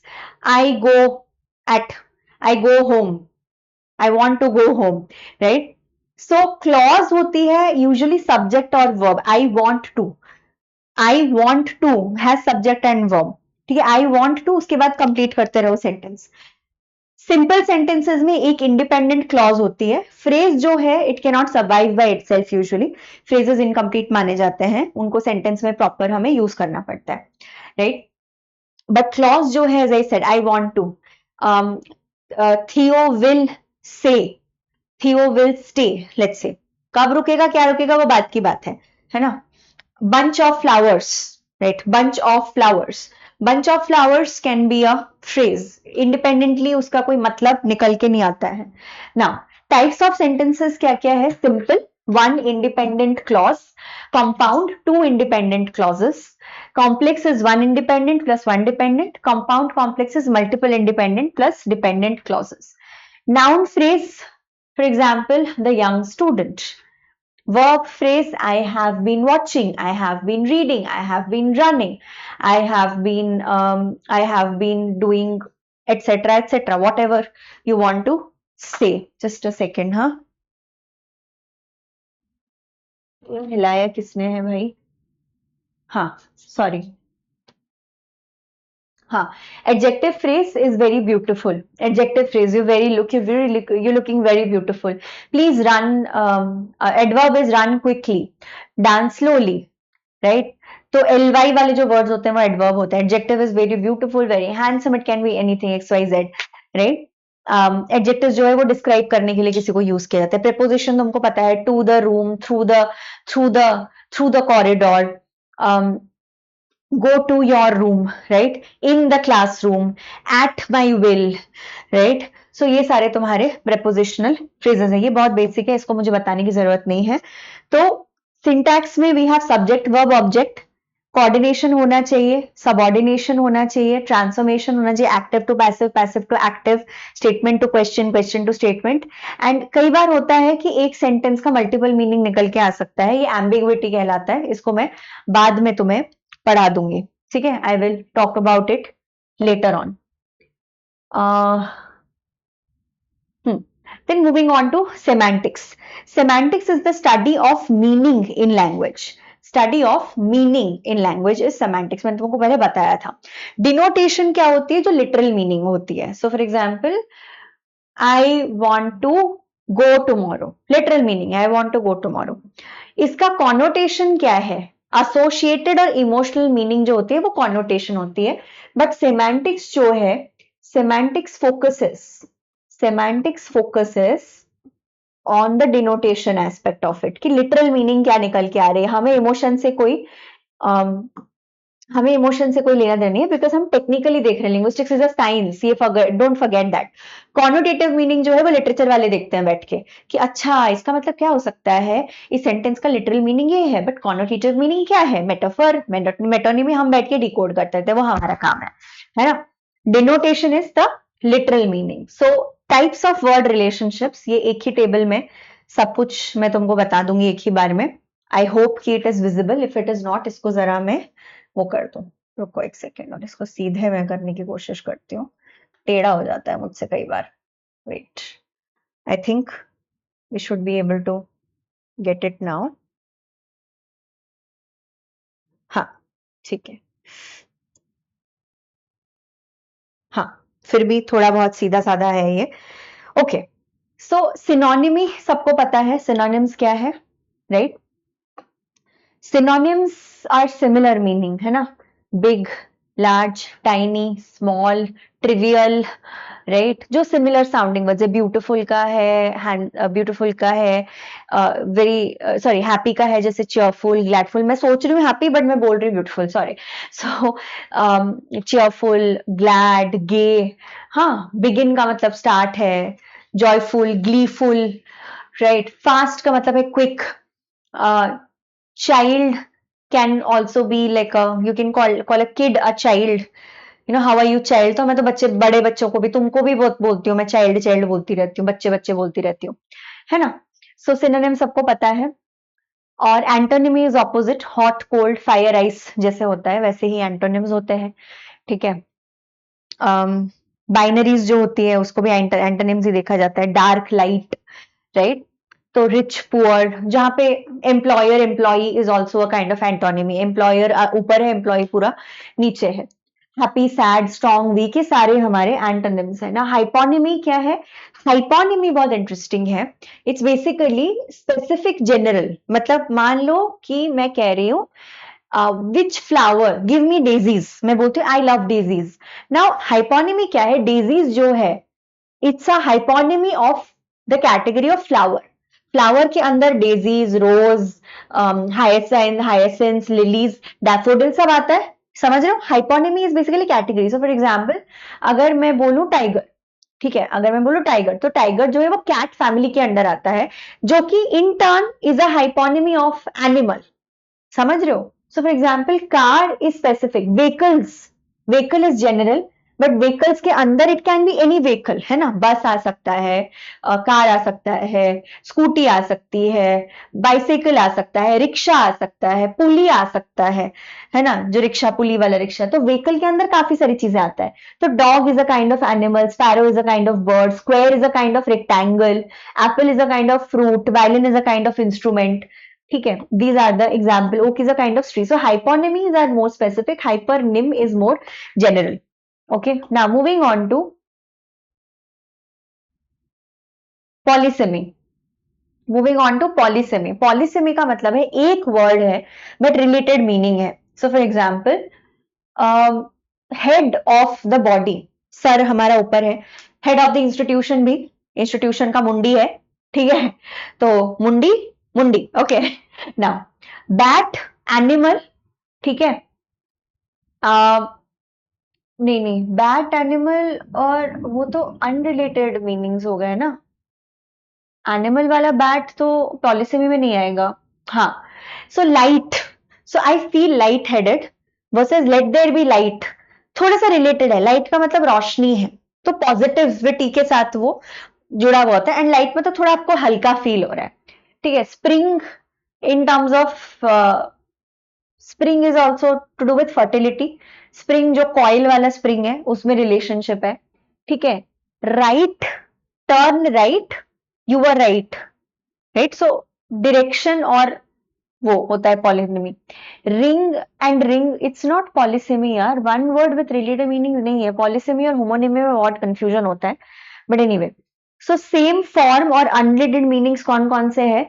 बो, बाव, बाव एंड बो, बाव मतलब बेंड डाउन करना, बाव मतलब जो तीर मारना, ठीक है। मैच, कंपटीशन वाला मैच वर्सेस मैच, अग्री करना, राइट।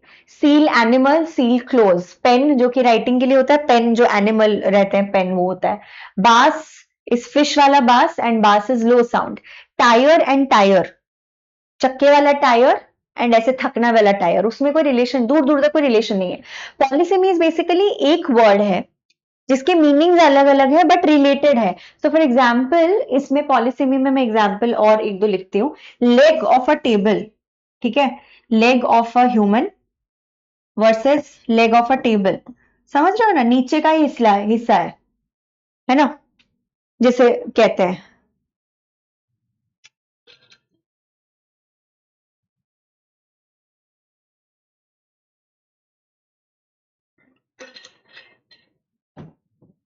ठीक है ना। So these are the kinds of semantic meaning: synonym, antonym, hyponymy, polysemy, homonymy, ठीक है। एम्बिग्विटी क्या है? Ambiguity is where more than one meaning is possible. इसको मैं जरा ऊपर लाऊं, हाँ, ambiguity is where more than one meaning is possible. So जैसे क्या होता है कि अगर मैं बोलूंगी आई सॉ अ बैट, मुझे नहीं पता आप लोगों को दिख कितना रहा है, इसको और थोड़ा जूम कर लेना। अगर मैं बोलती हूँ आई सॉ अ बैट, चमगादड़ वाला बैट देखा मैंने या बैट वाला बैट देखा मैंने, बॉल बैट वाला, क्या पता। I saw the man with the telescope, मैंने टेलीस्कोप यूज कर करके उस आदमी को देखा या मैंने एक आदमी को देखा जिसके पास टेलीस्कोप था। Getting the point? ठीक है। नाउ जैसे she opened the box, gift वाला बॉक्स, कंटेनर वाला बॉक्स, मतलब डब्बा डब्बा, अब्बा जब्बा डब्बा या गिफ्ट वाला डब्बा। Okay, referential ambiguity, Sarah told Maria that she was late, भाई मरिया लेट थी या सारा लेट थी? सारा वॉज लेट, मेरे दोनों मीनिंग आ रहे हैं यहाँ पे, it's referential ambiguity. Pragmatic ambiguity क्या होता है? Can you pass the salt, chemistry lab में सॉल्ट का मतलब होती है केमिकल कॉम्पाउंड, खाने के टेबल पे सॉल्ट का मतलब होता है नमक। फोनोलॉजी क्या होता है? I will now present the bow, I will now present the bow, I will now present the bow, bow tie वाला बो, ओके, या रिबन वाला बो। Now, why? So these are the kinds of ambiguity. So English is a funny language. So I, for example, हमारे जब मेरे MA में पढ़ाते थे हमारे सर हमको, हैनी बाबू करके, तो उन्होंने हमें बताया था, उन्होंने बहुत बढ़िया मजेदार एग्जाम्पल दी थी। I saw the monkey walking with a stick, I saw a monkey walking with a stick, वो डंडा पकड़ के चल रहा था या डंडा लेके चल रहा था? सोचते रहो, monkey walking with a stick just like an old man does, और वो डंडा ऐसे उठा के चल रहा था। So that is what ambiguity is. ठीक है ना? एंटेलमेंट का क्या मतलब है कि एक statement logically implies, oh no wait, पूरा हिला दिया मैंने यार, रुको।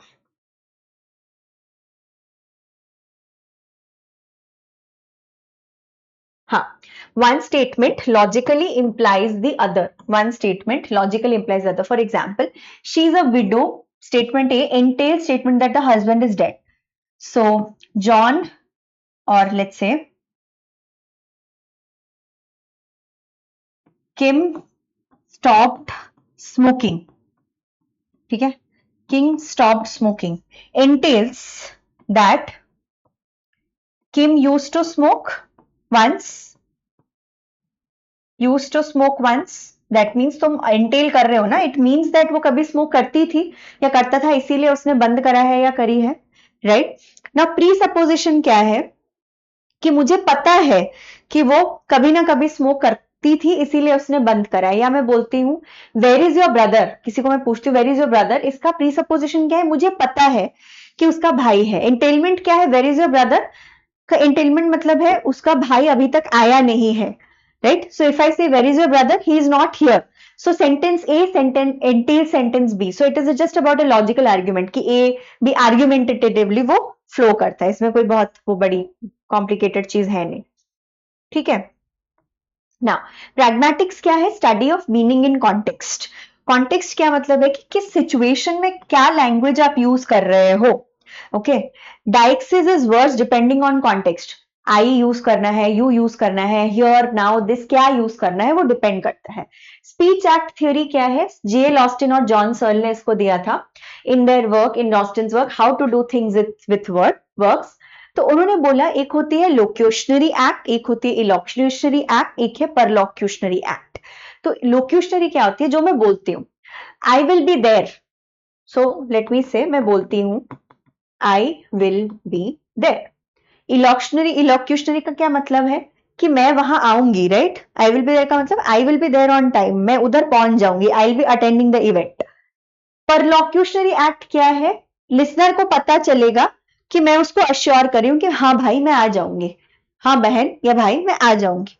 ठीक है, सो वो कह रहे हैं कि हर अटेरेंस के पीछे, हर अटेरेंस के पीछे एक एक्ट होता है, एक रीजन होता है जिसकी वजह से तुम वो अटेरेंस कह रहे हो, because of which you are uttering that word. मतलब speech acts, whatever you say, उसका कोई ना कोई कॉन्सिक्वेंस होता है, it is related to some action.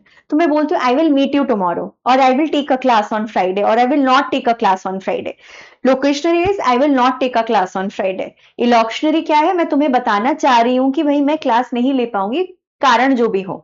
पर लॉक्यूशनरी क्या है, एज स्टूडेंट जो तुम समझोगे कि मैम परसों क्लास नहीं ले पाएंगी, लेट्स से, ठीक है ना। टाइप्स ऑफ स्पीच एक्ट्स क्या है, assertives, stating, claiming, directives, ordering, requesting. Assertives का क्या मतलब है, आई विल गो देयर, ठीक है, I will go there, this is my, this is my book, okay, this is my book, okay. Ordering क्या मतलब है, can you hand it over, can you hand it over, okay. Commissives is threatening, promising or threatening.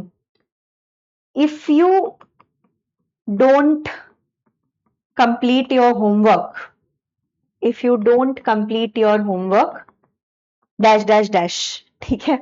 Expressive is thanking or apologizing. I am so sorry I could not be there. Okay. I want to thank you or whatever. Declaration is naming, resigning or declaring. I am resigning from the job. I am resigning from the job. There will be no water tomorrow. There will be no food tomorrow या water tomorrow, whatever. ठीक है ना। ग्राइसिस maxim Grice ने 5 cooperative principles दिए थे, ठीक है। तो उन्होंने बोला कि it's cold here, implied meaning beyond literary word. Cold here का मतलब है मैं किसी को बोल रही हूँ कि भाई मुझे ठंड लग रही है, प्लीज इसको बंद कर दो, ठीक है, खिड़की बंद कर दो या हीटर को ऑन कर दो, चालू कर दो, मुझे गर्मी लग रही है, इट्स क्वाइट हॉट, नो। तो इट्स क्वाइट हॉट का मतलब है कि मैं किसी को बोल रही हूँ जो भी मेरे साथ है कि भाई वो जो एसी है उसका टेम्परेचर थोड़ा और कम कर दो ताकि मुझे गर्मी कम लगे, राइट। सो ग्राइसिस मैक्सिम्स क्या है, बहुत सिंपल है। वो कहते हैं quality, quantity, relation, manner. Q Q R M follow करना है हमें, Q Q R M. Q Q रुक, रुकना मना है, whatever, ठीक है। Q Q R M. So Q Q R M क्या है, quality, quantity, relation, manner. Quality क्या है कि जितना बोल रहे हो उतना सही ठीक चीज बोलना चाहिए, कोई फॉल्स इंफॉर्मेशन हमें नहीं देना है। क्वांटिटी से enough information but not too much. Relation, topic के जगह रिलेट, मतलब be pertinent, stay relevant to the topic and pertinent to the discussion. Manner, be clear, brief and orderly. Avoid obscurity and ambiguity. Clearly बात करो, briefly बात करो, कोई भी घुमा फिरा के बात करने की जरूरत नहीं है। क्वालिटी मेंटेन करो, जितना बोलना है उतना बोलो, बकबक फालतू करने की जरूरत नहीं है। जो बोल रहे हो जिस तरीके, मान लो कि कोई केक के बारे में बात कर रहा है, तुम आके अगर चिकन के बारे में बात करोगे तो कोई तालमेल थोड़ी है। या कोई केक के बारे में बात कर रहा है, तुम गाड़ी पार्किंग के बारे में बात करना शुरू कर दो। आर्ग्यूमेंट रिलेशन में होना चाहिए, जो कॉन्वर्सेशन हो रहा है उसी कॉन्वर्सेशन में रहो तुम। मैनरिस किस तरीके से बोल रहे हो, क्लियर होना चाहिए, डायरेक्ट होना है, जबरदस्ती घोल मिला के नहीं बोलना है, डायरेक्टली बोलना है, सरल तरीके से बोलना है, सिंपल तरीके से बोलना है, ठीक है ना। सोशियो लिंग्विस्टिक्स क्या है, study of relationship between language and society, ठीक है, कि सोसाइटी में हम किस तरीके से लैंग्वेज को यूज करते हैं। उसके अंदर आता है डायलेक्ट। डायलेक्ट सबको पता है, कोई भी लैंग्वेज, लैंग्वेज जो है वो पॉलिटिकल स्टेटस है। सो हिंदी के इतने सारे डायलेक्ट्स हैं, हरियाणवी, ओके, ये उत्तर प्रदेश एक तरीके से हिंदी बोलते हैं, राजस्थान में एक तरीके से हिंदी बोलते हैं, बहुत सारे डायलेक्ट्स हैं हिंदी के, लोकल लोकल डायलेक्ट्स हैं, राइट। हिंदी को लैंग्वेज का स्टेटस मिल गया है, दूसरे डायलेक्ट्स को नहीं मिला है, that's the only difference, right. तो लैंग्वेज जो है वो एक पॉलिटिकल एंटिटी है, लैंग्वेज जो है वो एक पॉलिटिकल एंटिटी होती है, ठीक है ना। रजिस्टर जो है language according to the situation और प्रोफेशन के। सो लीगल रजिस्टर होती है, एकेडमिक रजिस्टर होती है, मेडिकल रजिस्टर होती है, एक पर्टिकुलर तरीका होता है, वर्ड्स होते हैं जो उस प्रोफेशन के लोग, उस फील्ड के लोग यूज करते हैं, जैसे कॉर्पोरेट रजिस्टर होता है, ठीक है ना। स्टाइल, फॉर्मल और इनफॉर्मल लैंग्वेज चॉइस आप करोगे, and register is the language according to situation. Style is basically the jargon that you use, कौन से स्टाइल में बात कर रहे हो, फॉर्मली बात कर रहे हो, इनफॉर्मली बात कर रहे हो। कोड स्विचिंग क्या होती है, दो लैंग्वेज के बीच में आप शिफ्ट करते रहते हो। कोड मिक्सिंग क्या होती है, जब फॉर एग्जाम्पल डोंट फेलोफाई, डोंट फेलोफाई, रट्टाफिकेशन, right. So code mixing is जहां पे दो लैंग्वेजेस को हम कंबाइन करते हैं। सो जैसे बोलते हैं रट्टाफिकेशन, ठीक है, हेलोइंग, ओके, स्टॉप हेलोइंग, फैलाना बंद करो, है ना। Diglossia, two varieties use for different function. So for example, जो हिंदी आप घर में बोल रहे हो, ठीक है, हिंदी एट होम, हिंदी जो आप घर में बोल रहे हो वो थोड़ा कैजुअल हिंदी होगा, बट जो हिंदी आप स्कूल में सीख रहे हो वो बड़ा फॉर्मल हिंदी आप सीखोगे, समझ रहे हो। तो हिंदी के दो अलग तरीके। पिडजिन क्या है? Simplified contact language with no native speakers. Pidgin क्या होता है? It's a simplified contact language with no native speakers. मतलब क्या है कि भैया जब ये ट्रेड के वजह से शुरू हुआ था, ठीक है, this happened because of trade, colonialism, कि एक इंसान जब एक कंप्लीटली अननोन जगह पे जाके लैंड करता है और उनके साथ आपको व्यापार करना है, उनको भी थोड़ा थोड़ा भाषा सीखना पड़ेगा, आपको भी थोड़ा थोड़ा भाषा सीखना पड़ेगा, है ना, तभी जाके आप आगे बढ़ पाओगे। So it's the simplified contact language. किस तरीके से होता है कि आप मान लो हेलो हाय सीख रहे हो, थैंक यू सीख रहे हो, हाँ ना बोलना सीख पा रहे हो, पानी मांगना सीख पा रहे हो, रेस्ट करना, बेसिक बेसिक चीजें आप सीख पा रहे हो, वो होती है पिडजिन। ग्रामेटिकली कोई करेक्ट नहीं होती है, बहुत सिंप्लीफाइड कम्युनिकेशन होती है, एंड ये एक नेगोशिएशन वाला लैंग्वेज है, ठीक है। क्रिएटेड फॉर ट्रेड, वर्क और any kind of contact, contact language बोलते हैं पिडजिन को।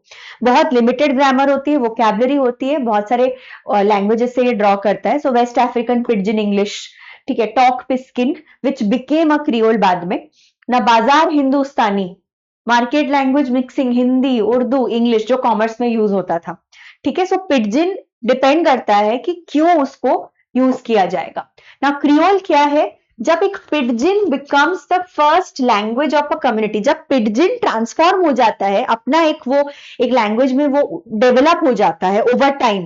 सो पिडजिन जो है वो एकदम बेसिक से शुरू हुआ था, धीरे धीरे धीरे धीरे विद यूजेज वो अपना ग्रामर, अपना रूल्स, अपना सिंटैक्स सब डेवलप कर लेता है। तो when that pidgin becomes like proper language, it is called as Creole. When a pidgin becomes the first language of a community, it is called as Creole. Develops more complex grammar and vocabulary over the generations. तो pidgin transforms into a creole. So Haitian creole, Mauritian creole, so French, English और वहां के native languages का मिश्रण है creole ना। Creole Indian context में Indo Portuguese creoles exist in Goa, Daman, Diu, ठीक है, जो हिस्टोरिकली लैंग्वेज में बन गए हैं, वो हमेशा से लैंग्वेज नहीं थे। Then we have standard language, जो कि प्रेस्टिजियस वेराइटी होती है, जो सैंक्शनड होती है, ठीक है। जैसे ओडिया का है, उड़ीसा में जो कटक भुवनेश्वर में ओडिया यूज होती है उसी को सैंक्शन करा गया है।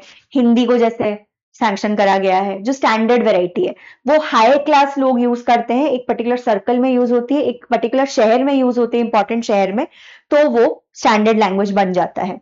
Language planning is deliberate efforts to influence language use, वो डिफरेंट है। बाइलिंगुअलिज्म, मल्टीलिंगुअलिज्म पता है तुमको ना। इडियोलेक्ट क्या है?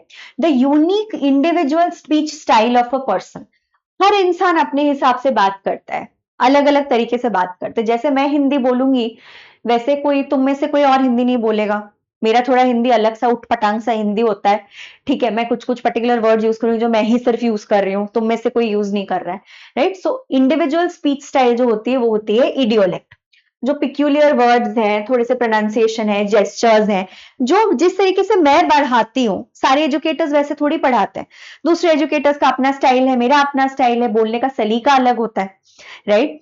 तो professors tendency to use basically in every explanation, ये जैसे समझ गए, ठीक है, राइट, तो डिपेंड करता है कौन कौन से वर्ड को बहुत बार रिपीट कर रहा है या कर रही है, ठीक है। सबका अपना अपना तरीका होता है ना। इडियोग्लॉसिया क्या है?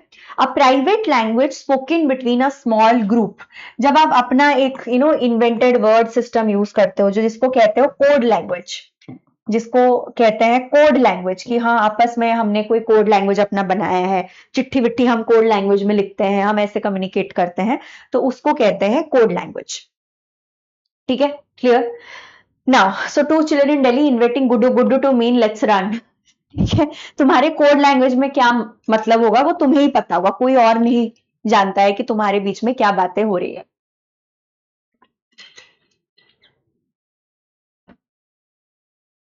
सोशल एक्ट क्या है?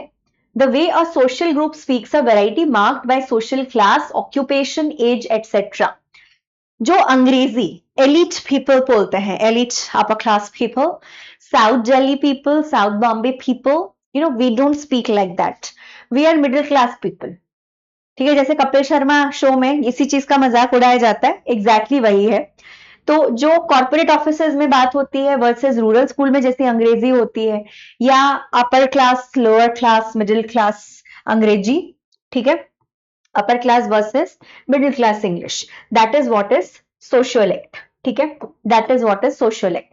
हिस्टोरियोलेक्ट क्या है? Refers to the language use और meaning as influenced by historical context.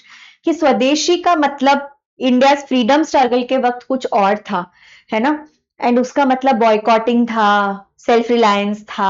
आज के डेट पे स्वदेशी मतलब मेड इन इंडिया है, बट इंडिपेंडेंस टाइम में स्वदेशी मूवमेंट था प्रॉपर, राइट। सो हिस्टोरियोलेक्टस एक लैंग्वेज, एक वर्ड, एक पर्टिकुलर वर्ड किस तरीके से इवॉल्व करा है ओवर द years, ठीक है ना।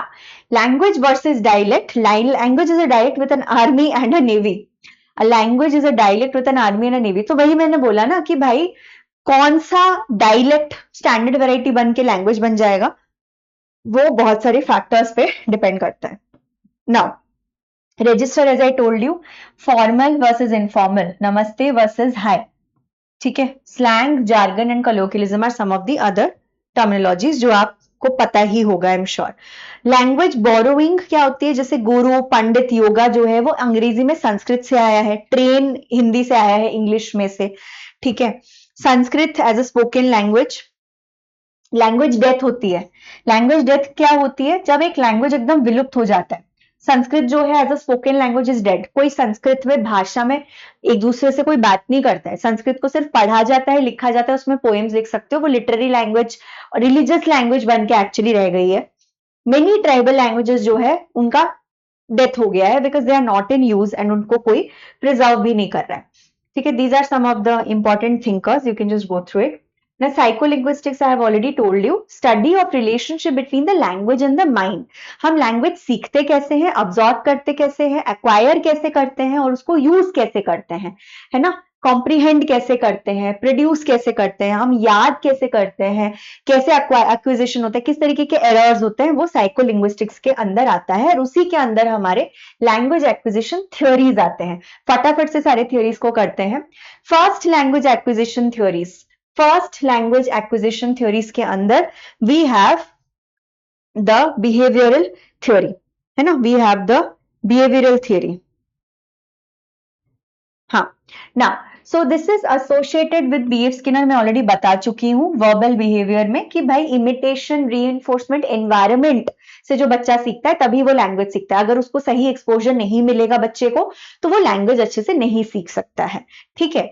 एंड लिमिटेशन क्या है कि जो खुद के बच्चों की क्रिएटिविटी होती है कि अपने आप इतनी सारी चीजें वो इतनी जल्दी सीख जाते हैं, उसका कोई एक्सप्लेनेशन नहीं है बिहेवियरिस्ट थ्योरी का, ठीक है। Then nativist theory, nativist theory, this is associated with Noam Chomsky. Nativist का मतलब है इन्नेटिज्म, राइट, इन्नेटिज्म, इनबॉर्न जो हम में कैपेसिटी है, there is an innate language capacity in children that is universal. Grammar का कैपेसिटी है सारे इंसानों में, लैंग्वेज एक्विजिशन डिवाइस है सारे इंसानों में, and children acquire grammar rapidly without any teaching. हमें बचपन में किसी ने ग्रामर थोड़ी सिखाया, बस हमें बोला जाता है कि बच्चा ऐसा बोलना है, इसको ये कहते हैं, सेंटेंस को ऐसे बोलो। हम पहले एक वर्ड, फिर दो वर्ड, फिर तीन वर्ड, धीरे धीरे धीरे करके हम सीख के ऊपर चले, अब धीरे धीरे हम सीखते हैं, है ना, धीरे धीरे हम चीजों को सीखते हैं। Now before I go forward, stages of language acquisition भी है, सबको पता होगा, है ना, स्टेजेस ऑफ लैंग्वेज एक्विजिशन, जिससे अभी क्वेश्चन आया था 2025 में ही, स्टेजेस ऑफ लैंग्वेज एक्विजिशन। ये बहुत ही इजी है क्रोनोलॉजिकली अरेंज करने के लिए। Stages of first language acquisition आया था, stages of first language acquisition. इसमें आपका ऑब्वियसली जब एक बेबी पैदा होता है तो 0 to 6 months के एज में it starts with cooing, coo coo coo coo sound, okay, cooing, cooing से शुरुआत होती है, ठीक है। This is the pre verbal stage, जब वो लैंग्वेज सीखता नहीं है, ठीक है। It's called as the pre linguistic और the pre verbal stage, it's the pre linguistic stage, right. Now इसके बाद आता है 6 महीने से 8 महीने तक, अराउंड 8 या 10 महीने तक, 6 to 8 months तक बैबलिंग स्टेज। बैबलिंग जैसे वो एक आधा वर्ड डाडा, मम्मा, ये जब चीजें वो सारे बच्चे करते हैं, है ना, डाडा, टाटा, ये सब चीजें वो सीखते हैं, ठीक है। It's called as it's called as babbling.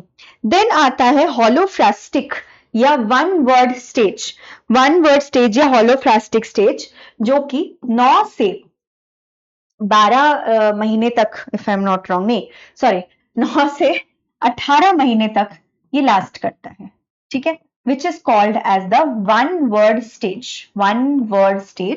or the holophrastic stage, जहां पे आप एक वर्ड बोलना सीखते हो, ठीक है। फिर आता है नेक्स्ट स्टेज जहां पे 2 वर्ड स्टेज होता है। 18 महीने से 2 साल, विद इन 2 years बच्चा जो है वो 2 वर्ड स्टेज पे आ गया है।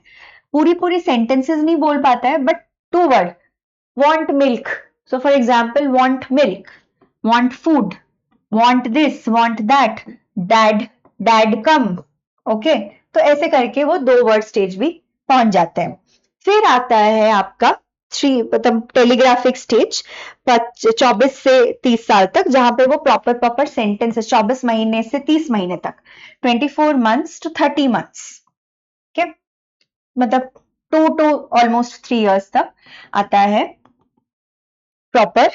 It is called as telegraphic stage, it is called as telegraphic stage. Now last जो स्टेज आती है, जो लास्ट स्टेज आता है वो है मल्टी वर्ड स्टेज। 30+ months, 30 महीने तक, 30 महीने के बाद से जब 30 महीने कंप्लीट हो जाता है, मतलब ऑलमोस्ट 2.5 साल 3 साल के उम्र में मल्टी वर्ड स्टेज आ जाता है, almost adult like speech, multi word stage. And इस स्टेज तक वो ऑलरेडी 50-100 वर्ड्स बोलना सीख जाते हैं, ठीक है ना। कॉग्निटिव थ्योरी क्या होता है? जीन पियाजेट ने कॉग्निटिव थ्योरी दिया है कि कॉग्निटिव डेवलपमेंट, जैसे जैसे हमारा ब्रेन डेवलप करता जाता है, बच्चे का ब्रेन धीरे धीरे एक्सपैंड करता है। और आपका सबसे महत्वपूर्ण ग्रोइंग पीरियड जिसको कहते हैं होता है जब बच्चा पैदा होता है, 1 साल 1.5 साल से लेके 5 साल तक बहुत तेजी से आपका दिमाग एक्सपैंड करता है, ठीक है। तो वो कहते हैं सेंसरी मोटर स्टेज 2 साल, प्री ऑपरेशनल स्टेज 2 से 7 साल, फिर कॉन्क्रीट ऑपरेशनल जब आप आर्ग्यूमेंट्स वगैरह समझना शुरू करते हो, फिर 12 साल के बाद आप प्रॉपर लॉजिक, रीजन सब कुछ आप सीख सकते हो। सो दिस इज सेंसरी मोटर, कि भाई ये बटरफ्लाई है, ये ऐसे उड़ रहा है, बेसिक चीजें आप देखते हो। प्री ऑपरेशनल जैसे बिल्डिंग ब्लॉक्स वगैरह आप बना रहे हो, पजल सॉल्व कर रहे हो। 7 से 12 साल में आप सवाल पूछने लगते हो, ठीक है, चीजों को थोड़ा सा और कॉम्प्लिकेटेड तरीके से समझने लगते हो। फॉर्मल ऑपरेशनलिस्ट प्रॉपर आप क्वेश्चंस पूछ सकते हो। Then interactionist theory is associated with Jerome Bruner and others. Language develops through social interaction. तो ये कहते हैं कि भैया डिपेंड करता है कि कितना सपोर्ट है बच्चे के पास। तो उन्होंने लैंग्वेज एक्विजिशन डिवाइस को थोड़ा और आगे लेके गए, उन्होंने बोला लैंग्वेज एक्विजिशन सपोर्ट सिस्टम। मुझे नहीं पता इंटरनल क्या डिवाइस है क्या नहीं है, बट सपोर्ट सिस्टम नहीं होता है तो बच्चा नहीं सीख पाएगा। Child existing knowledge skills they can do unaided, बिना हेल्प के जो स्किल्स कर सकता है। जोन ऑफ प्रॉक्सिमल डेवलपमेंट क्या है? ZPD। उन्होंने हमें 2 चीजें दिया है, LASS language acquisition support system, LAS, ZPD के जोन ऑफ प्रॉक्सिमल डेवलपमेंट, कि child can do with guidance from a more knowledgeable other. कोई बच्चा कोई अपने बड़ी बहन से सीख रहा है, कोई पेरेंट से सीख रहा है, कोई टीचर से सीख रहा है, थोड़ा सा मोटिवेशन कॉन्स्टेंटली जरूरी होता है, ठीक है। एंड देन उस जोन के बाहर है कि बच्चा क्या नहीं कर सकता है, वो पूरी तरीके से जोन के बाहर आ जाता है, ठीक है। सोशियो कल्चरल थ्योरी इज लेव विगोत्स्की, कि लैंग्वेज और थॉट जो है वो सोशल इंटरैक्शन से। तो तुम देख सकते हो यहाँ पे 2 तरीके के लोग हैं, जो नेटिविस्ट इनेटिज्म को सपोर्ट कर रहे हैं, एंड कुछ लोग हैं जो सोशल थ्योरी को सपोर्ट कर रहे हैं। दोनों तरफ यहाँ पे तुम्हें देखने को मिल जाएगा, ठीक है। इन्होंने भी जोन ऑफ प्रॉक्सिमल डेवलपमेंट के बारे में बात करी है। अच्छा sorry, zone of proximal development socio cultural theory, मैं भूल गई थी ना। क्रिटिकल पीरियड हाइपोथेसिस, कि लैंग्वेज एक्विजिशन जो है वो प्यूबर्टी से पहले आसानी से हो जाता है। अगर प्यूबर्टी तक एक बच्चे को एक्सपोजर नहीं मिली तो वो लैंग्वेज अच्छे से नहीं सीख पाएगा, ठीक है। तो this is associated with Lenneberg. Over generalization क्या है कि child applies rule too widely, तो उसको नहीं पता है कि चाइल्ड का प्लूरल चिल्ड्रन है, तो उसको जैसे सिखाया जाएगा बॉय का बॉयज है, एप्पल का एप्पल्स है, कार्ट का कार्ट्स है, वो एस वाला रूल चाइल्ड्स पे भी अप्लाई कर देगा। तो रूल्स को वो थोड़ा सा धीरे धीरे उनको टाइम लगता है सीखने में। एंड मदरीस और child directed speech, simplified speech used with children. ओले ओले कुची कुची कू करके जो बच्चों से बात किया जाता है, अरे तुम जाओ, गो, जैसे भी तुम बात करते हो बच्चे से, वो सिंप्लीफाइड वो होता है। कॉम्पिटेंस वर्सेस परफॉर्मेंस पता है। And knowing how to use language appropriately is communicative competence. ठीक है ना। इंग्लिश इन यूज क्या है कि actual use of English in different context, professions, regions and communicative situations. Just a second. These are some of the major varieties of English: British English, American English, Indian English, Australian English, Canadian English, African English and World Englishes. ठीक है, तो Indian English के बारे में तुमको तो पता ही होगा. Then moving on to ELT और pedagogy, English language teaching. ELT क्या है? It is to do with English language teaching, है ना. ELT है English language teaching. So this is the theory of language and learning. बहुत सारे लोगों ने थियोरीज दिया है इंग्लिश क्योंकि बहुत जगहों पे सेकेंड लैंग्वेज की तरह सिखाया जाता है. फर्स्ट लैंग्वेज तो चलो सब इकट्ठे सीखते हैं, बट इंग्लिश जब कोई सीखता है सेकेंड लैंग्वेज की तरह सीखता है तो वो कैसे सीखता है. ठीक है, that is what they have talked here. So classroom activity और प्रोसीजर, पूरी प्लान एंड किस तरीके से सीखना चाहिए. Now GTM, Grand Trunk Road, Grand Trunk Method, GTM, Grammar Translation Method.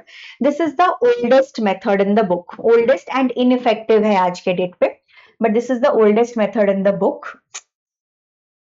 Sorry. Now, इसमें क्या होता है, language is taught through the mother tongue. Grammar rules और ट्रांसलेशन के थ्रू आपको बताया जाता है. आप ट्रांसलेट करते हो ईच वर्ड. यहाँ पे स्पीकिंग लिसनिंग में कोई वो नहीं है. यहाँ पे पूरा पूरा रीडिंग एंड राइटिंग पे फोकस है कि एक एक वर्ड को इंडिविजुअली ट्रांसलेट करो. इंडिविजुअल वर्ड ट्रांसलेशन पे फोकस होती है यहाँ पे. ठीक है, एंड ये इफेक्टिव मेथड नहीं है ऑफ लर्निंग अनदर लैंग्वेज. ना डायरेक्ट मेथड क्या है, इसके ऊपर भी सवाल आ चुका है. GTM पे भी सवाल आ चुका है. ना DM क्या होती है? DM इज डू मैसेज नहीं, DM is direct method. Direct method में हम लोग डायरेक्टली टारगेट लैंग्वेज, पूरी पूरी अंग्रेजी में ही बात करेंगे. जो हम यहाँ पे मदर टंग का बिल्कुल प्रयोग नहीं करेंगे, सीधा टारगेट लैंग्वेज TL बोलते हैं. Mother tongue, first language, second language और TL टारगेट लैंग्वेज में सीधा सीधा बात करेंगे. कोई ट्रांसलेशन नहीं है. यहाँ पे स्पीकिंग और लिसनिंग से धीरे धीरे बच्चों को सिखाया जाएगा. इसको जैसे हिंदी में अलविदा कहते हैं तो इसको अंग्रेजी में बाय कहते हैं.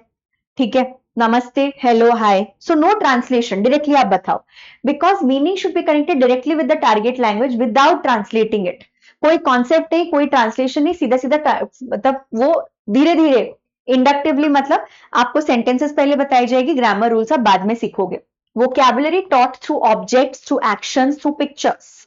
ठीक है, please go fetch me an apple. मैंने तुम्हें ऑब्जेक्ट दिखा के बोला कि go fetch me an apple, right. तो तुम इमेजेस के थ्रू सीखोगे डायरेक्टली, कोई इसमें बीच में कोई ट्रांसलेशन नहीं है. ALM, GTM, DM and ALM.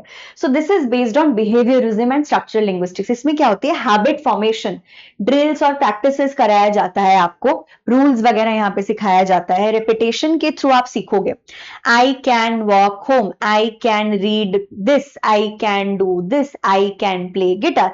तो एक ही चीज में वो जो ट्रांसफॉर्मेशन जनरेशन वाली बात होती है ना, आपकी आदत बनाई जाती है थ्रू ऑडियोलिंगुअल मेथड. ऑडियोलिंगुअल में क्या होता है, आप बोल बोल के ड्रिल्स वगैरह करके पार्टिसिपेट करके चीजों को सीखते हो. एंड एरर कनेक्शन जो है वो इमीडिएट होता है, आपको इमीडिएट फीडबैक दी जाती है कि यहां पे आप गलत हो, एंड फिर आप प्रोसेस को फिर से शुरू करते हो. ये वीकनेस है, ये थोड़ा मैकेनिकल है. मीनिंगफुल कम्युनिकेशन यहाँ पे नहीं सिखाई जाती, यहाँ पे ग्रामर रूल्स वगैरह पे ज्यादा फोकस है ऑडियोलिंगुअल मेथड में.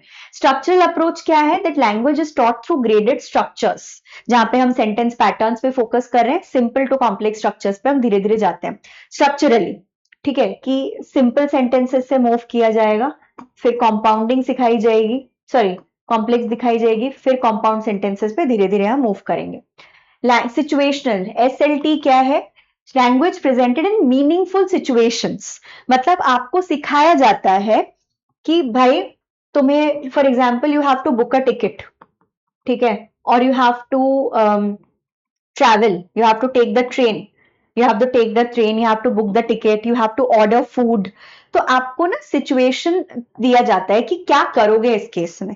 किसी को अगर अपने एम्प्लॉय से बात करना है वो कैसे करेगा, वो सिचुएशनल आपको सिखाई जाती है।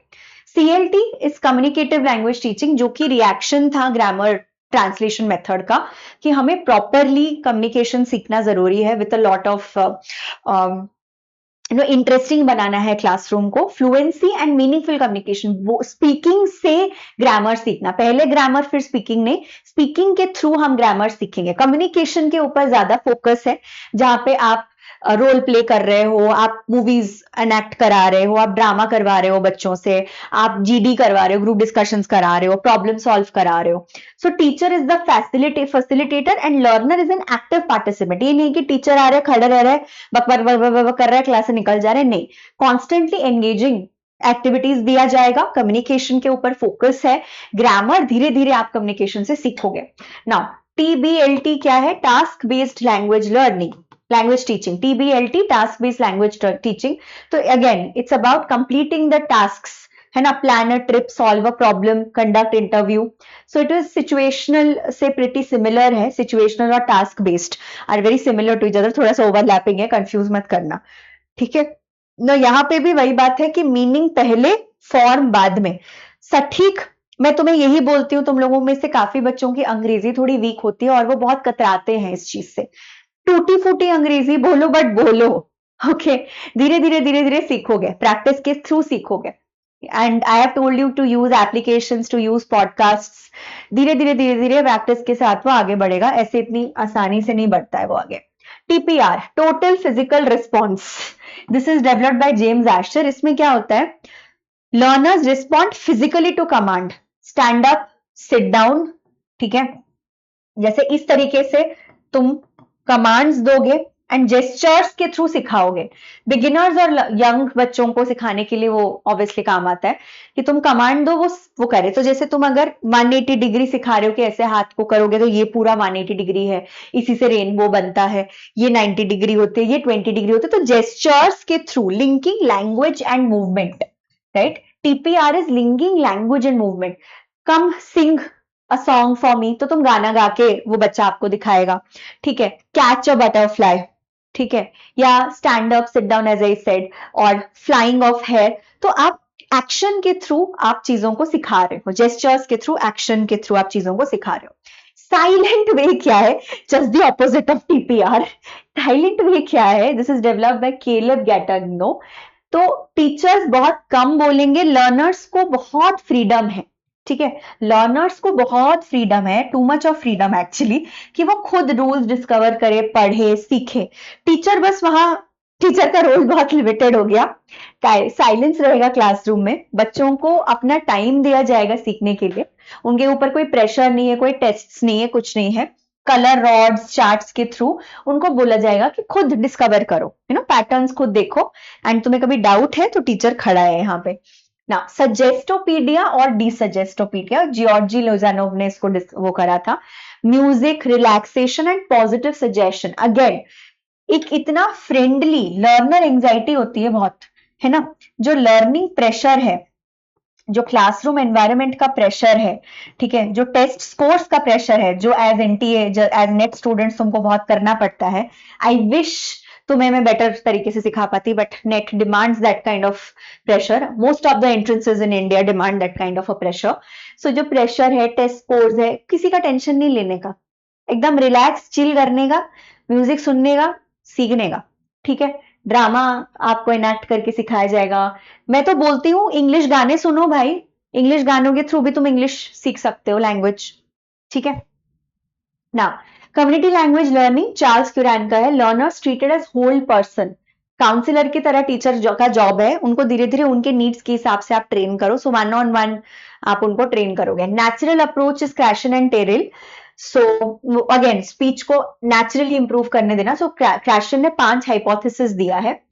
तो वो कह रहे हैं कि we acquire the rules of language in a predictable order. जब भी कोई भी लैंग्वेज सीखता है, सेकेंड लैंग्वेज हो, फर्स्ट लैंग्वेज हो, पहले आप छोटे छोटे वर्ड सीखते हो, फिर उसको आप सेंटेंस में बनाते हो, 1 वर्ड स्टेज, 2 वर्ड स्टेज जो है ना, तो इट्स अ प्रेडिक्टेबल मैनर। तो हमें उसी तरीके से बच्चों को ट्रेन करना चाहिए। ना एक्विजिशन एंड लर्निंग हाइपोथेसिस क्या है? दोनों आपका सबकॉन्शियस और कॉन्शियस लैंग्वेज आप यूज करो, धीरे धीरे जो आप सीख रहे हो उसको आप अप्लाई भी करोगे, ठीक है, धीरे धीरे आप उसको अप्लाई करोगे। मॉनिटर हाइपोथेसिस क्या है? जहां पे आप फॉर्मल इंस्ट्रक्शन दे रहे हो, सो अलग अलग उन्होंने हाइपोथेसिस दिया है अलग अलग सिचुएशंस के लिए, आप अपने हिसाब से इसको लागू करके दे सकते हो, ठीक है, आप इसको अपने हिसाब से लागू करके वो कर सकते हो। एक सेकेंड,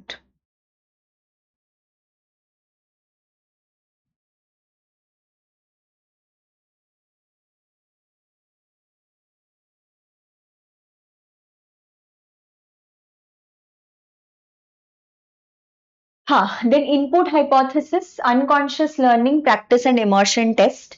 फिर अफेक्टिव फिल्टर हाइपोथेसिस की जो है कि कई बार आपको आपके मन में बैरियर्स होते हैं जो आपको प्रिवेंट करता है कुछ सीखने में। एक है नेचुरल ऑर्डर, फिर है एक्विजिशन लर्निंग हाइपोथेसिस जहां पे हम कॉन्शियस सबकॉन्शियस दोनों को यूज कर रहे हैं। मॉनिटर का मतलब है आपको किसी ना किसी की जरूरत होती है कॉन्स्टेंटली इंटरफेयर करने के लिए आपकी पढ़ाई में। इनपुट इज बेसिकली अनकॉन्शियस, आपको धीरे धीरे सिखाया जाता है। And then affective filter hypothesis, mental block जो कि आपके इमोशनल ब्लॉकेज होती है, मेंटल ब्लॉकेज होती है कई बार, जो आप भी एज नेट एस्पिरेंट्स फील करते होगे कि आज मुझसे पढ़ाई नहीं होगी, ये मुझसे सॉल्व नहीं हो रहा, ये कैसा होगा, वो कोर्स कैसा होगा, ठीक है, that is what he is talking about. Now language acquisition for immigrants depends on social and psychological integration. तो डिपेंड करता है आप कैसे हो, कहाँ से आ रहे हो और आपकी लैंग्वेज की रिक्वायरमेंट्स क्या है, उस हिसाब से आप चीजों को सीखते हो, ठीक है। Language acquisition for immigrants depends on social and psychological integration, कि जितना ज्यादा आप इमर्स होगे उतना ज्यादा आप लैंग्वेज को सक्सेसफुली अक्वायर कर पाओगे। सो बहुत सारे फैक्टर्स के ऊपर आपका लैंग्वेज एक्विजिशन हिंज करता है। Now, these are the important thinkers and their works. Please just go through it. Okay, go through it very quickly. So, sure, Leonard Bloomfield ka language, B.F. Skinner, Noam Chomsky, J.L. Austin, then John Searle, H.P. Grice, Del Hymes, William Labov, M.A.K. Halliday, Stephen Krashen, Basil Bernstein, and Roman Jacobson. ठीक है, so these are your major वो, and some practice questions for you. You can just solve them whenever you have time. आप एक बार इसको कर लो unit को, फिर आप practice questions भी कर सकते हो. So you can just see, this is question number 1. Which of the following aptly names the language resulting from the contact of two mutually unintelligible language systems? Then what is the meaning of lang? ये बहुत ही easy question है. Then statement based question, ठीक है.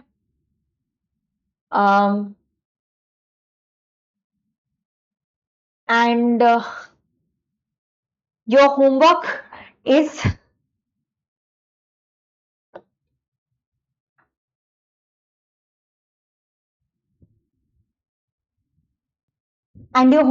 question is, what is the sandwich method? What is the sandwich method of teaching? What is the sandwich method? ठीक है, find that out and put it in the comment section. If anyone hasn't joined my telegram group, please do so.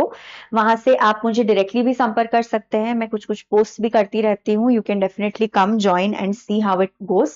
And in case you want to join the free batch, मैंने आपको बोल रखा है, आपको UGC net PW app या pw.live पे log in करना है, वहां पे यूजीसी नेट कैटेगरी सिलेक्ट करना है, बैच टाइप सिलेक्ट करना है। बैच टाइप में हमें फ्री बैच सिलेक्ट करना है। फ्री बैच सिलेक्ट करते ही आपको ऐसे दिखाएगा, आपको यहाँ एनरोल नाउ पे क्लिक करना है। हमें क्या करना है, हमें एनरोल नाउ पे क्लिक करना है। जैसे ही आप क्लिक करोगे ये सारे डिटेल्स आपको दिखाएंगे। वहां पे इस तरीके से एक सीक्वेंस में आपके क्लासेस सारे रखे गए हैं एंड सारे नोट्स आपको वहां पे एक ही जगह पे मिल जाएंगे। ऑलराइट, तो समरी में हमने बेसिक्स ऑफ लैंग्वेज करा, लैंग्वेज के डेफिनेशंस देखा, फंक्शंस देखा, ठीक है। देन बेसिक्स ऑफ लिंग्विस्टिक्स भी करा, the types and the categories of linguistics. फिर हमने phonology, phonetics, morphology, allophones, minimal pairs, morphology में मोर्फोलॉजी, सेमांटिक्स में सारे मीनिंग फॉर्मेशन, एम्बिग्विटीज को देखा, मॉर्फोलॉजी में वर्ड फॉर्मेशन को देखा, सिंटैक्स में सेंटेंस स्ट्रक्चर को देखा, प्रैग्मेटिक्स में लैंग्वेज यूज को देखा, pidgin, creole, right? And then we talked about various ELT theories and first language acquisition, second language acquisition, first language acquisition, second language acquisition. Okay. Thank you all of you. Next class will be on Unit 6 English in India. So next one shot lecture आपका playlist update होता रहेगा is on unit 6 English in India.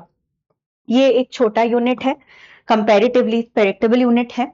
आपका basics अगर clear है linguistics में, definitely आपका 10 marks सीधा सीधा बनेगा, यहां से भी अराउंड 6 मार्क्स बन जाएगा। So all the very best. Any doubts, any queries, please put it in the comment section. मुझे आपका फीडबैक हमेशा प्यारा है। And please like and subscribe the channel, and I'll see you soon. Thank you. Bye bye.